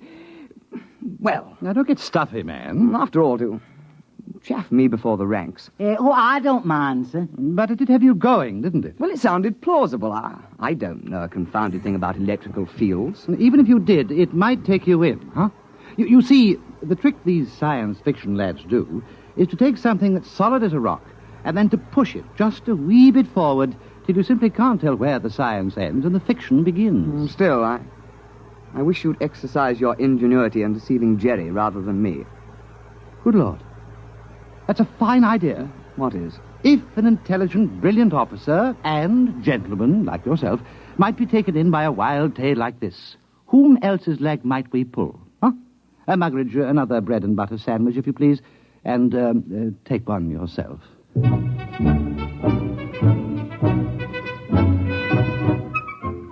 Lieutenant Withering and Captain Mackenzie worked out preliminary plans for Project Trojan and presented them at an appropriate time to Colonel Sir Harold Bostwick. Well, sit down, Withering, Mackenzie. Oh, thank you, sir. We had breakfast. I understand Corporal Muggeridge has been playing darts with the Yanks again. There are fresh eggs for breakfast. We've had breakfast, sir. Oh, well, then. We have a plan, sir. Oh, capital. You remember, sir, our intelligence reports indicated a concentration of German research scientists working near Hanau.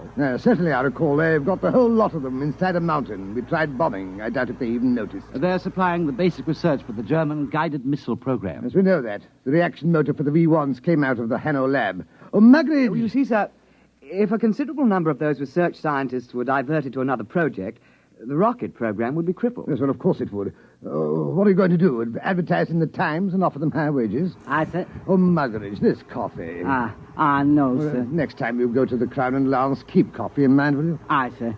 Only the Yanks are getting fair dives at darts. It was touch and go with the Yanks. Oh, we can only expect you to do your best. I'll try, sir. Well, now, come to the point, gentlemen. Suppose the Germans got hold of one of our top new development weapons.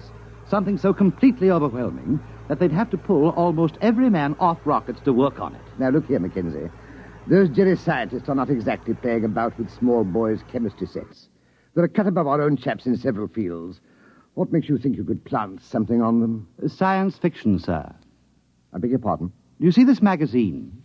Yes, incredible science fiction.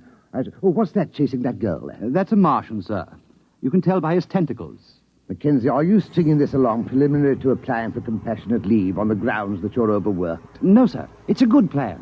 We invent a weapon that might exist but doesn't. And we leave it lying about where the Germans can snaffle it. And then they take most of the scientist fellows off the rocket program to work on our weapon. Well, that's the most preposterous nonsense I've ever heard. But, sir... I don't want to hear anything more about it. Yes, sir. I suppose she was right. Who was right? This Wren. I met her going up to London. Rather proper little type till you got to know her. But then she's rather a firebrand. Captain Mackenzie, please spare us the sordid details of your off-duty peculations. Sorry, sir. You see, she's the secretary to Admiral Sir Alan Grummins. They're talking of dropping this unit. They feel that other intelligence groups are quite competent to handle the routine, unimaginative work that we've been doing. Oh, I see. Of course, they'd reassign personnel. Would you say this science fiction scheme of yours was imaginative? Oh, it's practically visionary. Well, suppose you do some preliminary work. Thank you, sir. Routine, eh? Unimaginative, eh? Bah!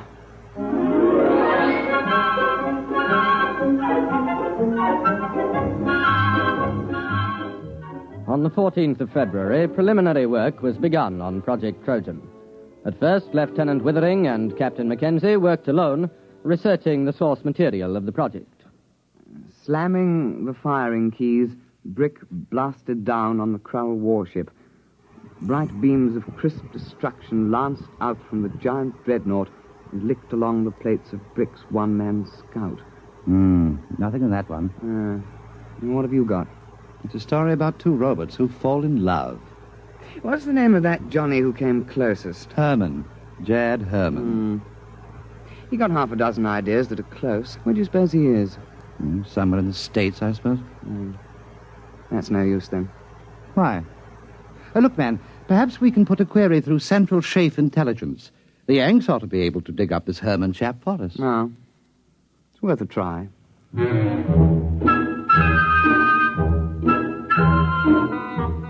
It took 7 days for a report to reach IPC that one Jacob David Herman, a private first class in the American Air Force, was based on a field north of Cheltenham in the Gloucestershire area. Lieutenant Withering and Captain Mackenzie requisitioned transport and visited Herman at his place of duty. You don't mind if I go ahead with my job, do you? I gotta have this place ready for inspection by 1300. Go right ahead. Hand me the cleaning powder, will you, please? Yes. Very Say, what do they put in porcelain in England? You break your arm trying to get it clean. Private Herman. You are Jad Herman, writer? Yeah, that's a pen name, Jad. I use it for SF stuff. I used to write for the Confessions under the name of Cynthia Herman. I remember one article. I was saved by the YWCA from a life of shame. We're interested in your science fiction articles at the moment. Oh, yeah? Well, I know we had some sci-fi fans in England. Well, we're not exactly sci-fi fans. We're from... Anybody else here? Well, look for yourself. There's no hiding place down here. Well, we are from Intelligence Plans Commission. Uh-huh.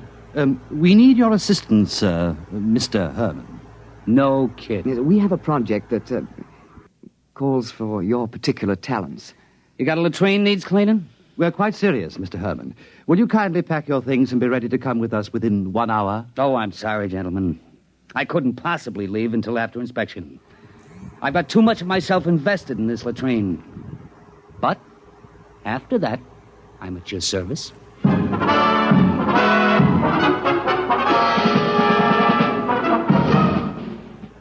Private First Class Jacob D. Herman, 329-62126, was transferred on special detached duty to Project Trojan, and after briefing was set to work on basic plans. Now, look, Mac, here's the way I see it. If you want to con a scientist, you got to be pretty straight all the way. You can't get away with more than one phony step in the process. Precisely. Now, here's the way I see it. It's a focusing beam weapon. The electronics on that are square. I used it in a story about 2 years ago. Feinschreiber at MIT and Temple and Westover at the Bell Telephone Laboratories worked out the basic field formulas. What do you mean it's real? Well, up to a point. Everything's on the level till you get to the catalytic action on the grid. Now, that just won't work. It's a basic problem in physics, and it makes the whole thing impossible. But don't the Germans know that? Oh, sure. You see, you make up plans for the weapon, call it a death ray. You let the Germans steal everything but the catalyst formula. They'll think we've got it licked, and they'll break their necks trying to duplicate it before we put the weapon in production. I see. But we can't call it a death ray. Well, how about projector, electronic grid deflecting, type 3? That has a broad ring to it, my lad. I've got the basic idea of the thing, but you'll have to get some of your science boys to work it out. Oh, we'll put a requisition into the Manpower Commission in the morning.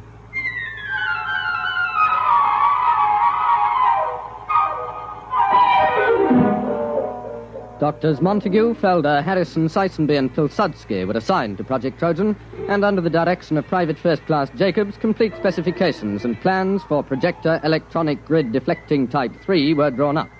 Project Trojan was ready for Phase 2. Have we got everything? Blueprints? Check. Specifications? Check. Machine tool inventories? Check. Letter rejecting the plans from the War Office? Check. Endorsement from Supreme Headquarters rejecting plans? Check. Note from 10 Downing Street overriding rejections, handwritten postscript, build the confounded thing, WC. Check. Don't you think that's going a little too far, the rejections? Not at all. That's the master touch. A rejection of an idea by the War Office makes it appear most genuine. All right.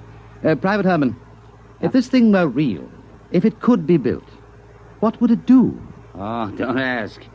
You could blow a hole in a mountain 10 miles away. Well, you could knock down a whole wing of bombers without even aiming. Oh, dear. Lucky it won't work. I should say so. Oh, well, now to get this lovely thing into Jerry's hands.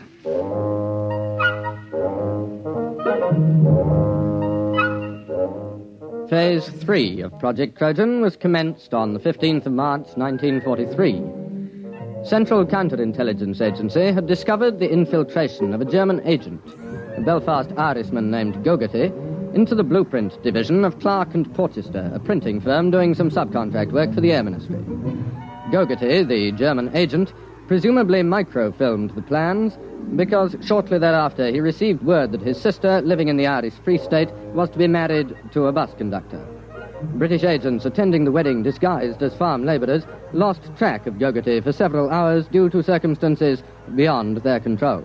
Then we have no way of knowing whether Gogarty delivered her Project Trojan plans. Well, sir, there was a submarine sighted a day before off the coast. It's likely he made contact. Well, keep me informed. That's all we need now, another disaster. Did something else go wrong? You're jolly well right. Muggeridge has been playing darts with the Yanks again. Oh? What have we got this time? Butter or beefsteak? Nothing. The blight has lost my whole month's whiskey ration.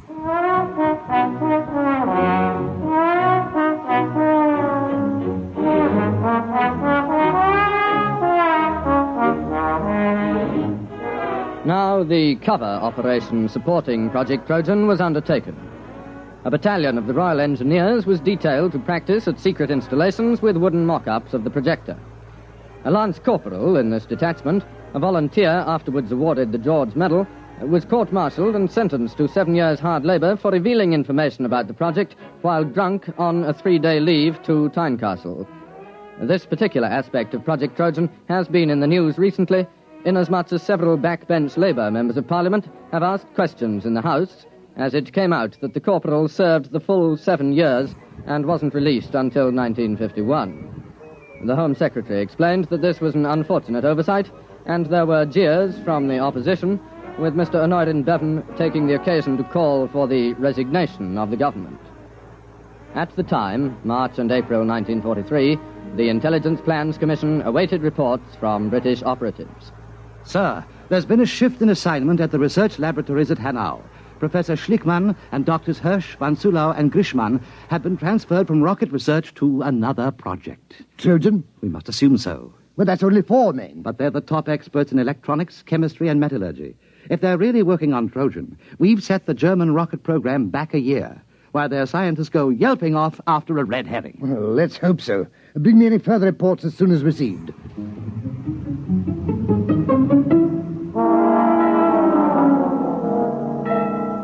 British intelligence reports, filtering back through occupied Norway and neutral Sweden, continued to indicate the success of Project Trojan.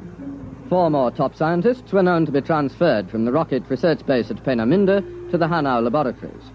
Definite knowledge was obtained that the new assignment was a startling new weapon, agreeing in detail with Project Trojan. What a sally, Mackenzie. What a stunt. Yes, sir. We shall have to have a little party to celebrate. We'll have that Herman chap in for a drink. I'm sending Muggeridge off to play darts with some of the Free French over at Germain Manor. He ought to be back soon with the champagne.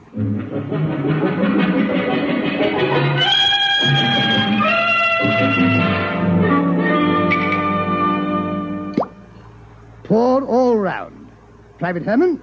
Thank you. All right now, to the projector, electronic grid deflecting type 3. The biggest fraud since the South Sea bubble. Colonel Bostwick. Oh, Withering, take a glass. We're just drinking to Trojan. Well, I think I'd rather not, sir. Well, what do you mean? There's a dispatch from Germany. What about it? A section of the mountain overlooking Hanau has disappeared. What? It's true. It was on the reconnaissance maps yesterday, and it was gone this morning. A 10-mile slice of mountain. That's impossible. Oh, it isn't. It works. Trojan works. But it can't. There's no catalyst. It's impossible. All our scientists said so. Well, I guess they were wrong. It works. They must have found the catalyst. I suppose we should have foreseen that. All those scientists working on it. They must have built the model and tried it out. It won't take them more than 3 months to put it into production. Well, there goes the war. Muggeridge. Aye, sir. Fill the glasses up again.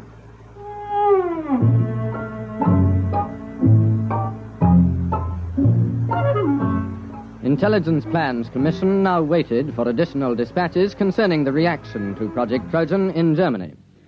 It was decided as a matter of policy to confine knowledge of these latest developments to the personnel of the project. Anything new, Mackenzie? No, sir, except that aerial reconnaissance confirms the damage to the mountain at Hanau.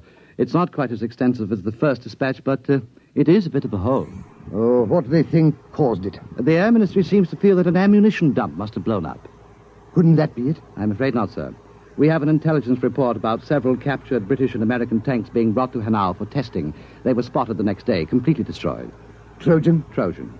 There's been an alert at factories producing parts for V-1 and V-2 rockets to prepare for retooling. They're going to make the projector? It would seem so, sir. Oh, I suppose I'd better go up to London tomorrow. and make a clean breast of it. I'm afraid so, sir. Well, that's the end. Seems rather unsporting, doesn't it? Just handing the war over to them. I hate to think what the War Office will say. Not to mention the Prime Minister.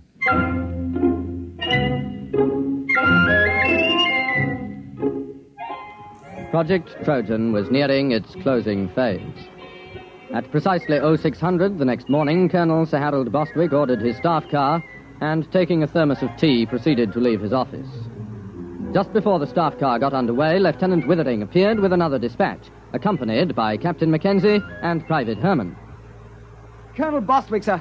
Wait. So what is it, Withering? Another dispatch. No, don't, please. It's bad enough. There's been another disaster at Hanar. They knocked another mountain with our little present to them? No, sir. They've knocked themselves out. What? The laboratory under the mountain. It's exploded. It has? Went up like a Roman candle. We've got pictures. There was a flight of mosquito bombers over at the time. What happened? The projector. It backfired. How do you know? It had to. That's why the catalyst is impossible. You see, the metal fatigue on the grid is a function of... Never mind. Are you sure? Yes, sir. We have a reliable agent's report.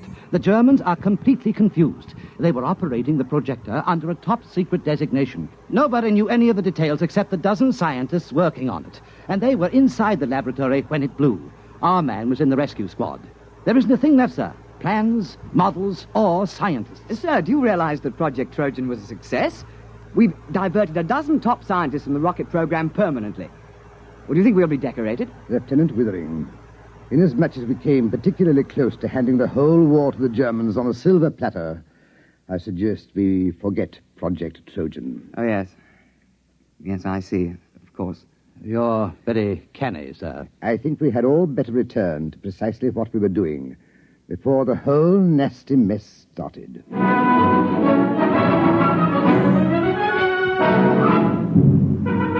The final phase of Project Trojan was completed on the 22nd of March, 1943. The file, through some inadvertent error, was lost before the Intelligence Plans Commission had a chance to report to the War Office. All personnel returned to their previous assignment. All right. No splashing on the floor. I gotta get this latrine ready for inspection by 1300. You have just heard X-1, presented by the National Broadcasting Company in cooperation with Galaxy Science Fiction Magazine, which this month features the William Tenn novelette Time in Advance, the story of a man who made a strange bargain and endured the worst the galaxy had to offer, so that someday he could make the Earth sweat. Galaxy Magazine, on your newsstand today. Tonight, by transcription, X-1 has brought you Project Trojan, an original story by Ernest Kenoy based on an idea contained in an editorial in Galaxy written by H.L. Gold. Featured in the cast were Burford Hampton, Alastair Duncan, Ivor Francis, Alfred Shirley, Bill Quinn, and your narrator was Alfred Hislop. Your announcer, Fred Collins. X-1 was directed by Daniel Sutter and is an NBC Radio Network production.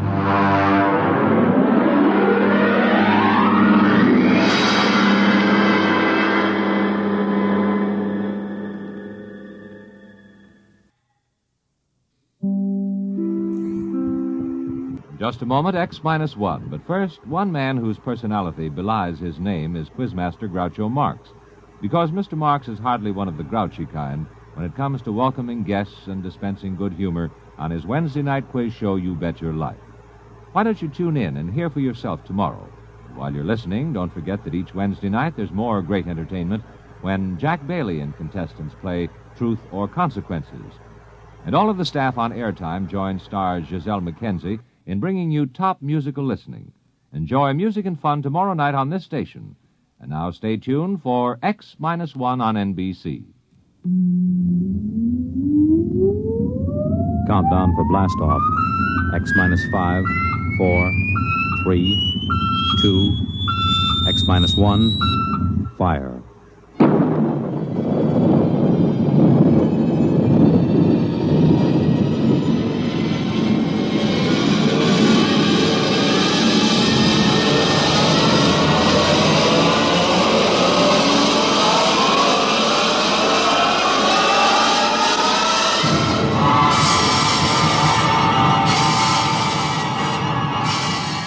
From the far horizons of the unknown come transcribed tales of new dimensions in time and space.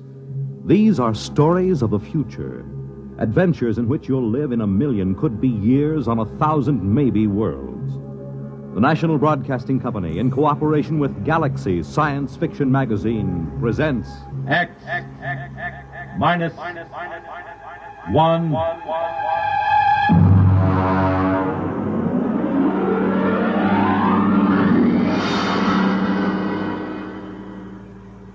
Tonight, the dramatization of a story by Jerry Soule, The Seventh Order.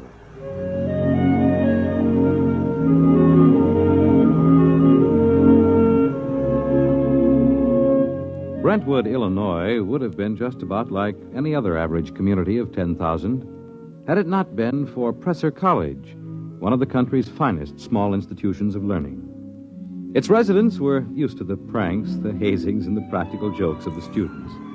But even Professor Ansel Tomlin was surprised when the blue humanoid came down the street and up to the porch where the professor was sitting in an old wicker rocking chair.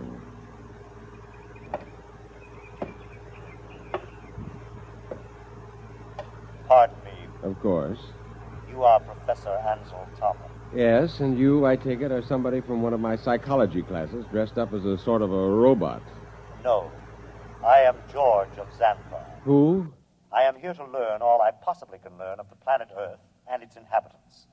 Less than 10 minutes ago, I landed not far from here in a spaceship, which I subsequently blew up and destroyed. Now, let me explain. I am Tomlin of Brentwood. Less than 10 minutes ago, I was sitting on my porch peacefully marking exam papers. I intend to resume right now. Helen, would you get the phone? It is your wife's sister calling with reference to the explosion of my spaceship. Sure it is. She merely wants to ascertain that your family was not affected. Listen, George, be a good fellow and... Oh, Mike. Well, don't be alarmed, dear. It's a fraternity initiation or something. Oh, well, it does look like the real thing. Oh, did you know there was an explosion outside of town?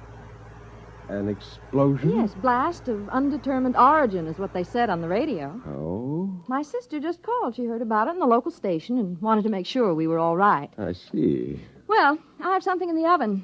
My goodness, that's a wonderful costume. Her sister lives 20 miles away. How did you know she'd call? My mind circuits are telepathic. They pick up all conscious thought to a distance of some 200 miles. It couldn't be you arranged the whole thing, that it wasn't really her sister. How did you get here? Who or what are you? I am a machine. The finest, most complicated machine ever made. I have a rather unique history, too. Who made you? Ages ago, on Xanthar, there was a race of humans. They made the first robots. Rather crude affairs. We class them as first-order robots. They are still used for menial tasks to some extent. And what order are you? The highest, naturally. A seventh-order robot. Or rather, a humanoid. We are the first in which there is not an automatic, no harm to humans cutoff. I begin to see. You will become aware of the fact that I am superior to you and to the rest of your race. I need no oxygen. I am never ill.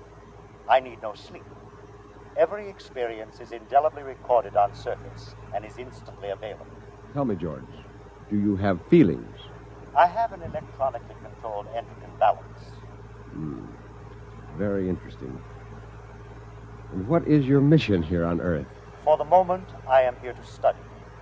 I will live with you until it is complete. You will what? I will live with you. I will be with you all of your waking hours.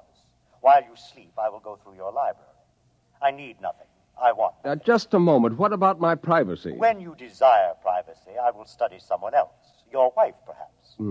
The female should be interesting. George, old man, I'm terribly sorry, but you'll have to wire back to your masters to make other arrangements. That will be quite impossible. Really? You see, I have no master. Well, what about those humans back in Xanthar, the ones who invented you seventh-order humanoid? Oh, they are all quite dead.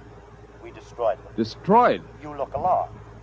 It was, after all, they or us. You see, our endocrine system permits us pride in ourselves. Naturally, being proud of ourselves, we objected to being ordered about in an incompetent way. So, you killed them? Exactly. Now, shall we go inside and inform your wife of my visit? Suppose I refuse. Professor, Do you see that small dog playing on the lawn across the street? Yes. I will lift my arm and point at it. Observe. It vaporized. Exactly. Now then, shall we go in? Yes. We'll go in.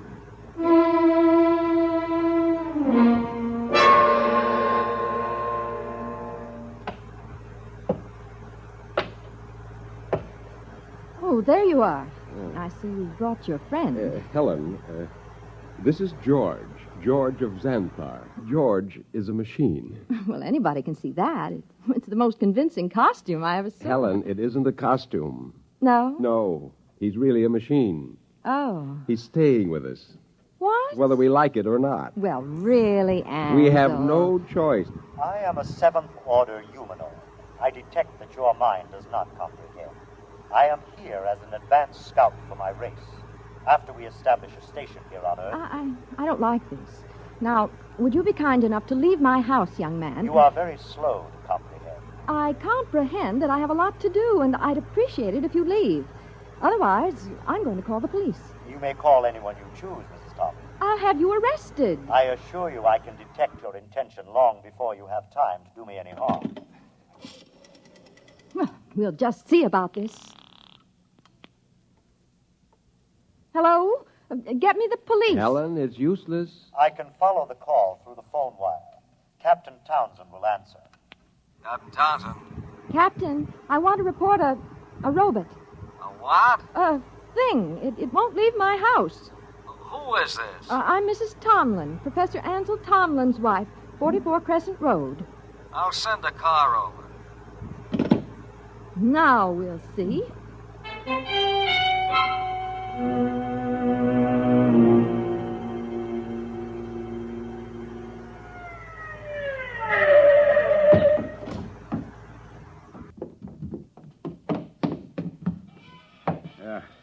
Is this the character that's been giving you trouble? Yes, this is the one, officer. Talked to you before about ruining the flower bed, Sonny. This time I'm taking you in. I would advise you not to touch me. I cannot risk any damage.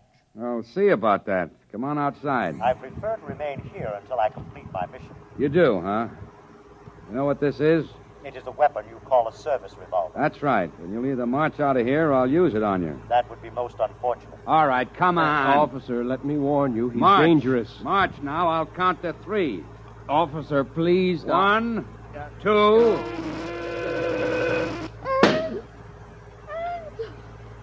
Oh, I regret it, but he was actually going to pull the trigger. Only to frighten me. But I cannot risk damage. He might have miscalculated and struck me with a bullet. no. Ansel, I'm frightened. There is no need for fear. You have only to accept the fact that the Seventh Order is coming to operate the planet for your benefit. Ansel. Helen, there's no use trying to do anything just yet. Now go next door to Mrs. Coleman. Tell her what's happened. I'll talk to George. Oh, but I don't... Please, Helen? All right. Do you really think that you, a single robot, can conquer the Earth and make its people do your bidding? I can. Suppose it were demonstrated to you that you could not, that you could be destroyed. If that were so, I would naturally report that this planet is unfit for development by the Seventh Order. Well, you know they'll have you taken into custody for killing the officer. I cannot permit it. There will be needless slaughter. Unless you can convince your people it is useless to attack me. Will you let me try? I have no desire to prevent you. Go ahead. I detect that you are going to call the newspapers and the local television station and hold a press conference. Yes. I also detect that you have a plan to overcome them. Oh? I like that. Really? Yes. You see, in order to test this planet for development, I must know whether any of you are truly dangerous to us. You are a superior type of man, Professor. I welcome any plan to conquer me that you care to attempt. Okay, George. At least we know where we stand. I'll phone the newspapers.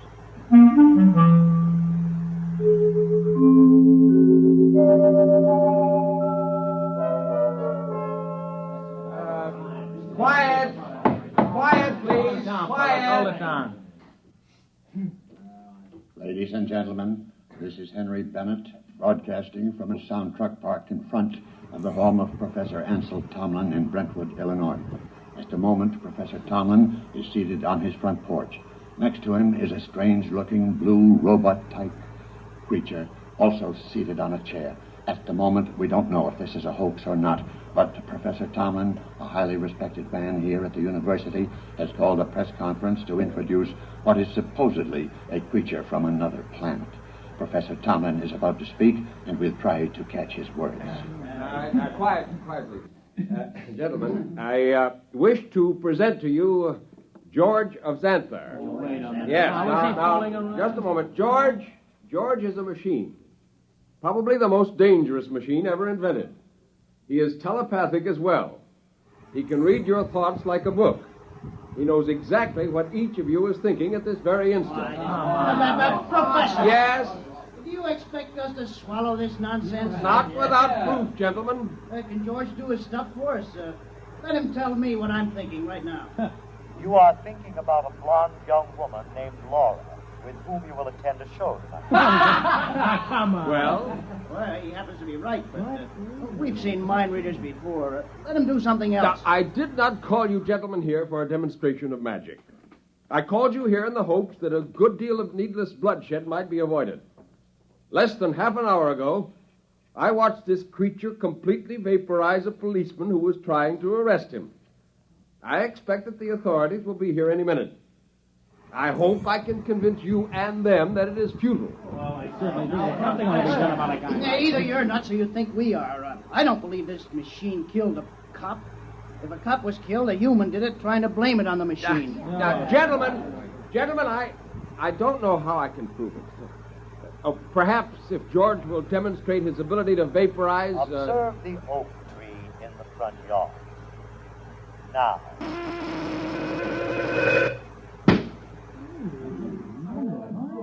Now, do you see? I see, but I don't believe it. Boys, this is some kind of mass hypnotism. Maybe the tree was rigged up in advance. I swear to you This George of Xanthar is all he's cracked up to be. Let's see what he does when I toss a rock at him. Don't be a fool. Here goes, George! Stop him! I warned you. I tried to warn you.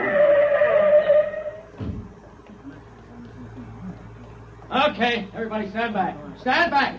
Charlie, get that automatic rifle set up. Check. Professor, I advise you to step away from that kid. Captain, for your own sake, don't try anything. Step away, Professor. Very well, but I warn you. Okay, now don't fire till I'm ready, boys. Right. Now then, George of What's-This, we don't know who's inside that tin suit, but I'm giving you just 10 seconds to come out. Captain, Hey, you're wanted on suspicion of murder. Now come out. All right, boys.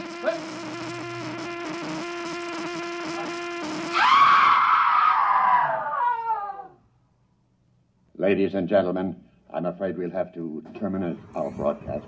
What started out as a good-natured hoax or publicity stunt has turned into a bloody massacre, as the bodies of some 6 policemen on the lawn of Professor Tomlin's home will attest. I don't know exactly what is happening here, but I can say this: George of Xanthar is no hoax. He or it is the spearhead of a race from outer space that's come to conquer the Earth.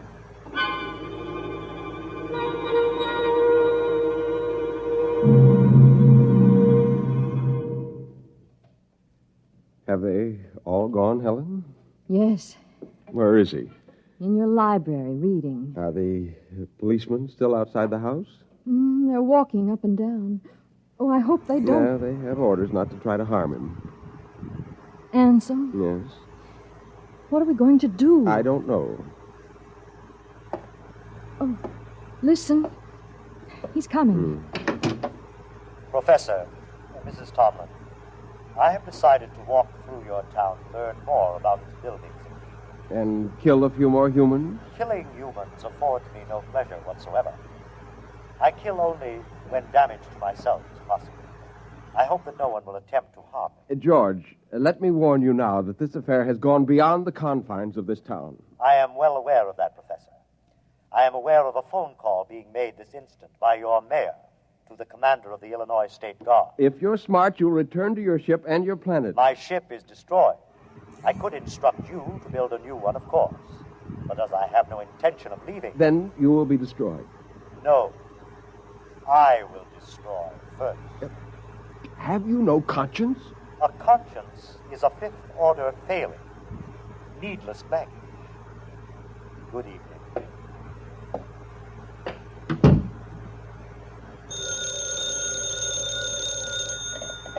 Hello, Professor Tomlin. Yes. Yes, I will. Who was it? The mayor and the chief of police have called a meeting of the citizens of Brentwood at the college gymnasium tonight. Ansel, you're not going. I must. But no, Helen, there's much more at stake here than my life or yours. Civilization itself depends upon our standing up to this machine. I'm going to the meeting.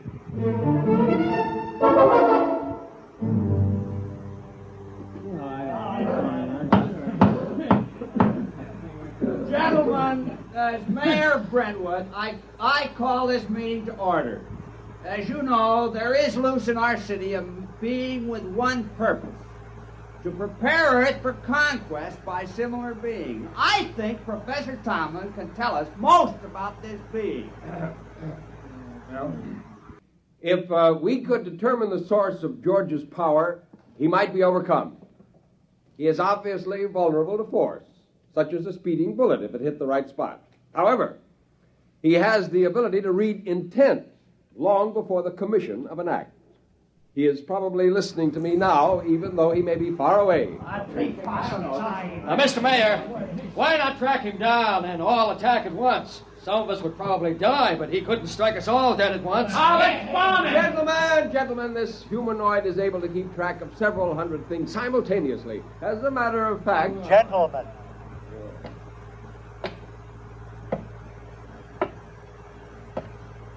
You are working yourselves up. You simply do not appreciate what it would mean to dedicate yourselves to the fulfillment of the Seventh Order destiny. Your lives will be made most pleasant and happy by us. Yeah, why did you kill 6 cops? If you're so powerful, bring them back to life. How do you want to be buried, Robot? Yeah, let's get them, man.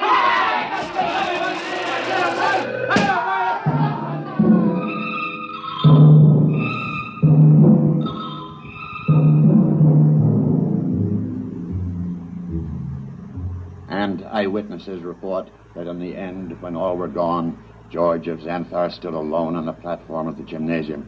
There was no movement except the twitching of the dead and those trampled by the crowd. Among the survivors was Professor Ansel Tomlin, who originally... Well, that's that. What next? I don't know, Helen. I don't know. Oh, what's that? Sounds like an air raid alert. That's peculiar. They didn't announce it. Turn on the radio. Hurry. We interrupt to bring you a special message.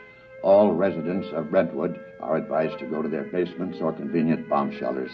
The governor has announced that units of the National Guard have managed to corner the robot, George of Xanthar, in the town square. Oh. Tanks and mortars will be used in an attempt to destroy the creature. Again, go to your nearest bomb shelter. Oh, did you hear? They'll never be able to destroy him. Well, where are you going? Up to the roof. The roof? I can see the square from there. Well, I'm coming with you. Just as you like.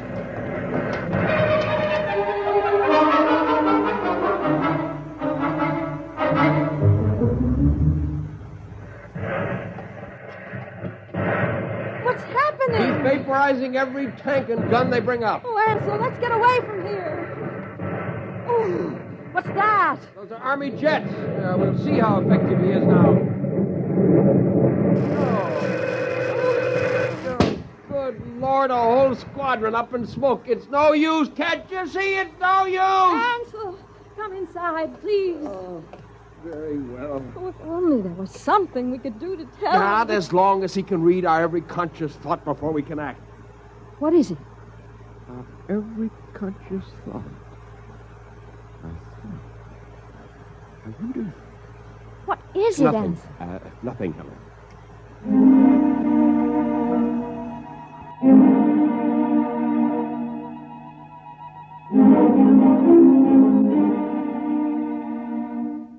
And the Army reports that the countryside around Brentwood is deathly still. The blue humanoid, George of Xanthar, is still standing in the middle of the town square, where he's been standing for 3 days now. We'll keep you informed of developments. The military urges everyone to keep calm and go about your business as usual. there is no danger to anyone who is not attacking the humanoid. No danger. That's to keep more of them from landing. Ansel, are you going to sit there with your head in your hands forever? We'll come have some dinner. Ansel? Yeah, it might work. Where are you going? Washington. What? I'm going to Washington. Would you be good enough to pack my overnight bag? I can catch a plane out of Chicago in about 2 hours. But why? What for? I'm going to talk to the Pentagon. What do you tell them? I'm going to tell them to surrender to George of Xanthar.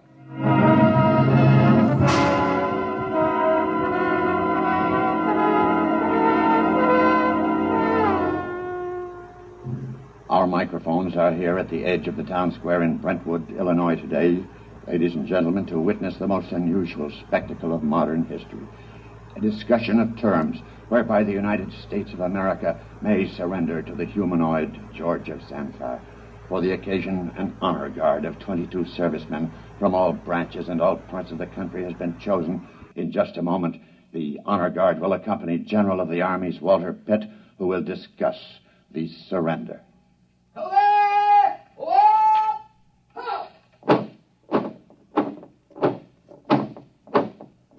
The honor guard is advancing to the edge of the square. The robot is standing there now, carefully eyeing the soldiers. Every ounce of his concentration seems to be going into it.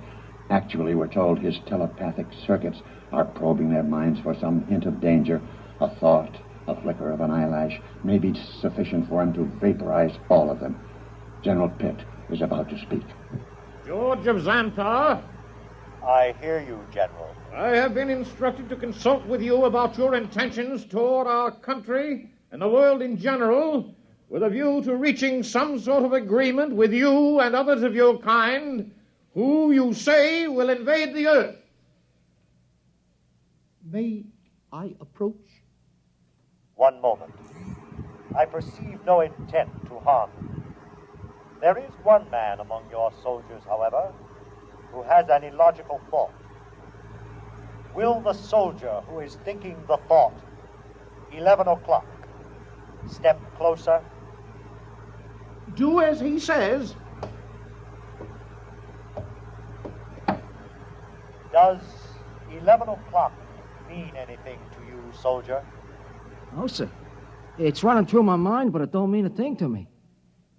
My examination of your thoughts tells me you speak the truth. Very well. We will proceed with the talk. Ladies and gentlemen, it's a tense moment. The general and the humanoid are discussing terms. The soldier who was questioned about the thought, 11 o'clock, has stepped back into the ranks and is holding his rifle at attention like the others. I perceive it's now 10:59 a.m. If there is any significance to the thought about which the soldier was questioned, we'll know in 1 minute. We of Xanthar, gentlemen, would not want to improve a planet which could not be educated and would continually oppose our program. Therefore, I am glad to see your willingness to discuss. After my message goes out, there will be a landing party on Earth within a few days. While waiting for the party, however, there are certain preparations. Just list them for us. Your government will naturally have to turn over complete authority to us. Afterward, we will utilize your press and radio to disseminate our instructions to your people. Simultaneously, in other nations, the same procedure will be carried out by our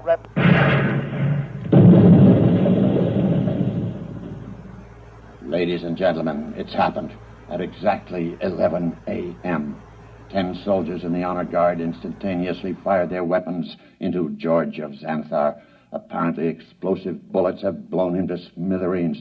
The remains are lying scattered all over the square. People are pouring in, kissing each other, shouting.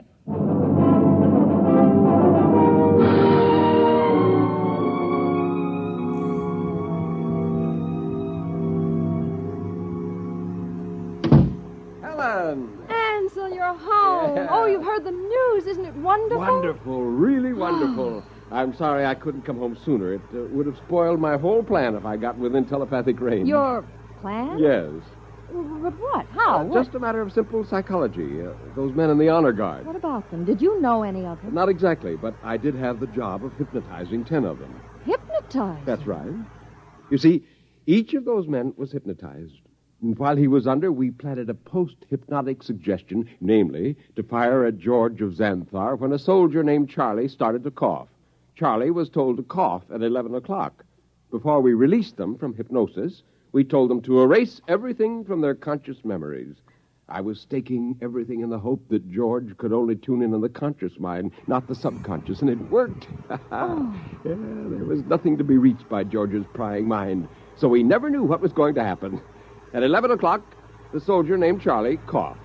The men raised their guns and fired. And that was the end of George of Xanthar. Now, if you don't mind, I've got some exam papers tomorrow.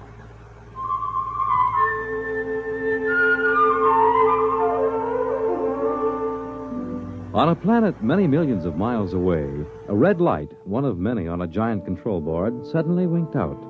A blue humanoid made an entry in a large book, System 29578. Planet 3 inhabited. Too dangerous for any kind of development.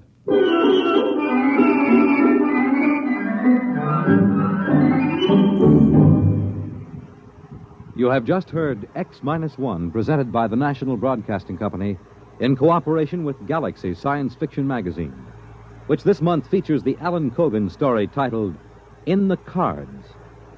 It was one thing to safeguard the future, but something else to see someone you love cry in terror 2 years from now.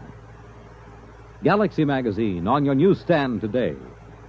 Tonight, by transcription, X-1 has brought you The Seventh Order, a story from the pages of Galaxy written by Jerry Soule and adapted for radio by George Lefferts. Featured in the cast were James Monks, Nelson Olmsted, Kate Wilkinson, James Rafferty, Dick Hamilton, Reese Taylor, Jim Stevens, Robert Hastings, Wayne Chappelle. The commentator was W. Chaplin. Your announcer, Fred Collins. X-1 was directed by Daniel Sutter and is an NBC Radio Network production.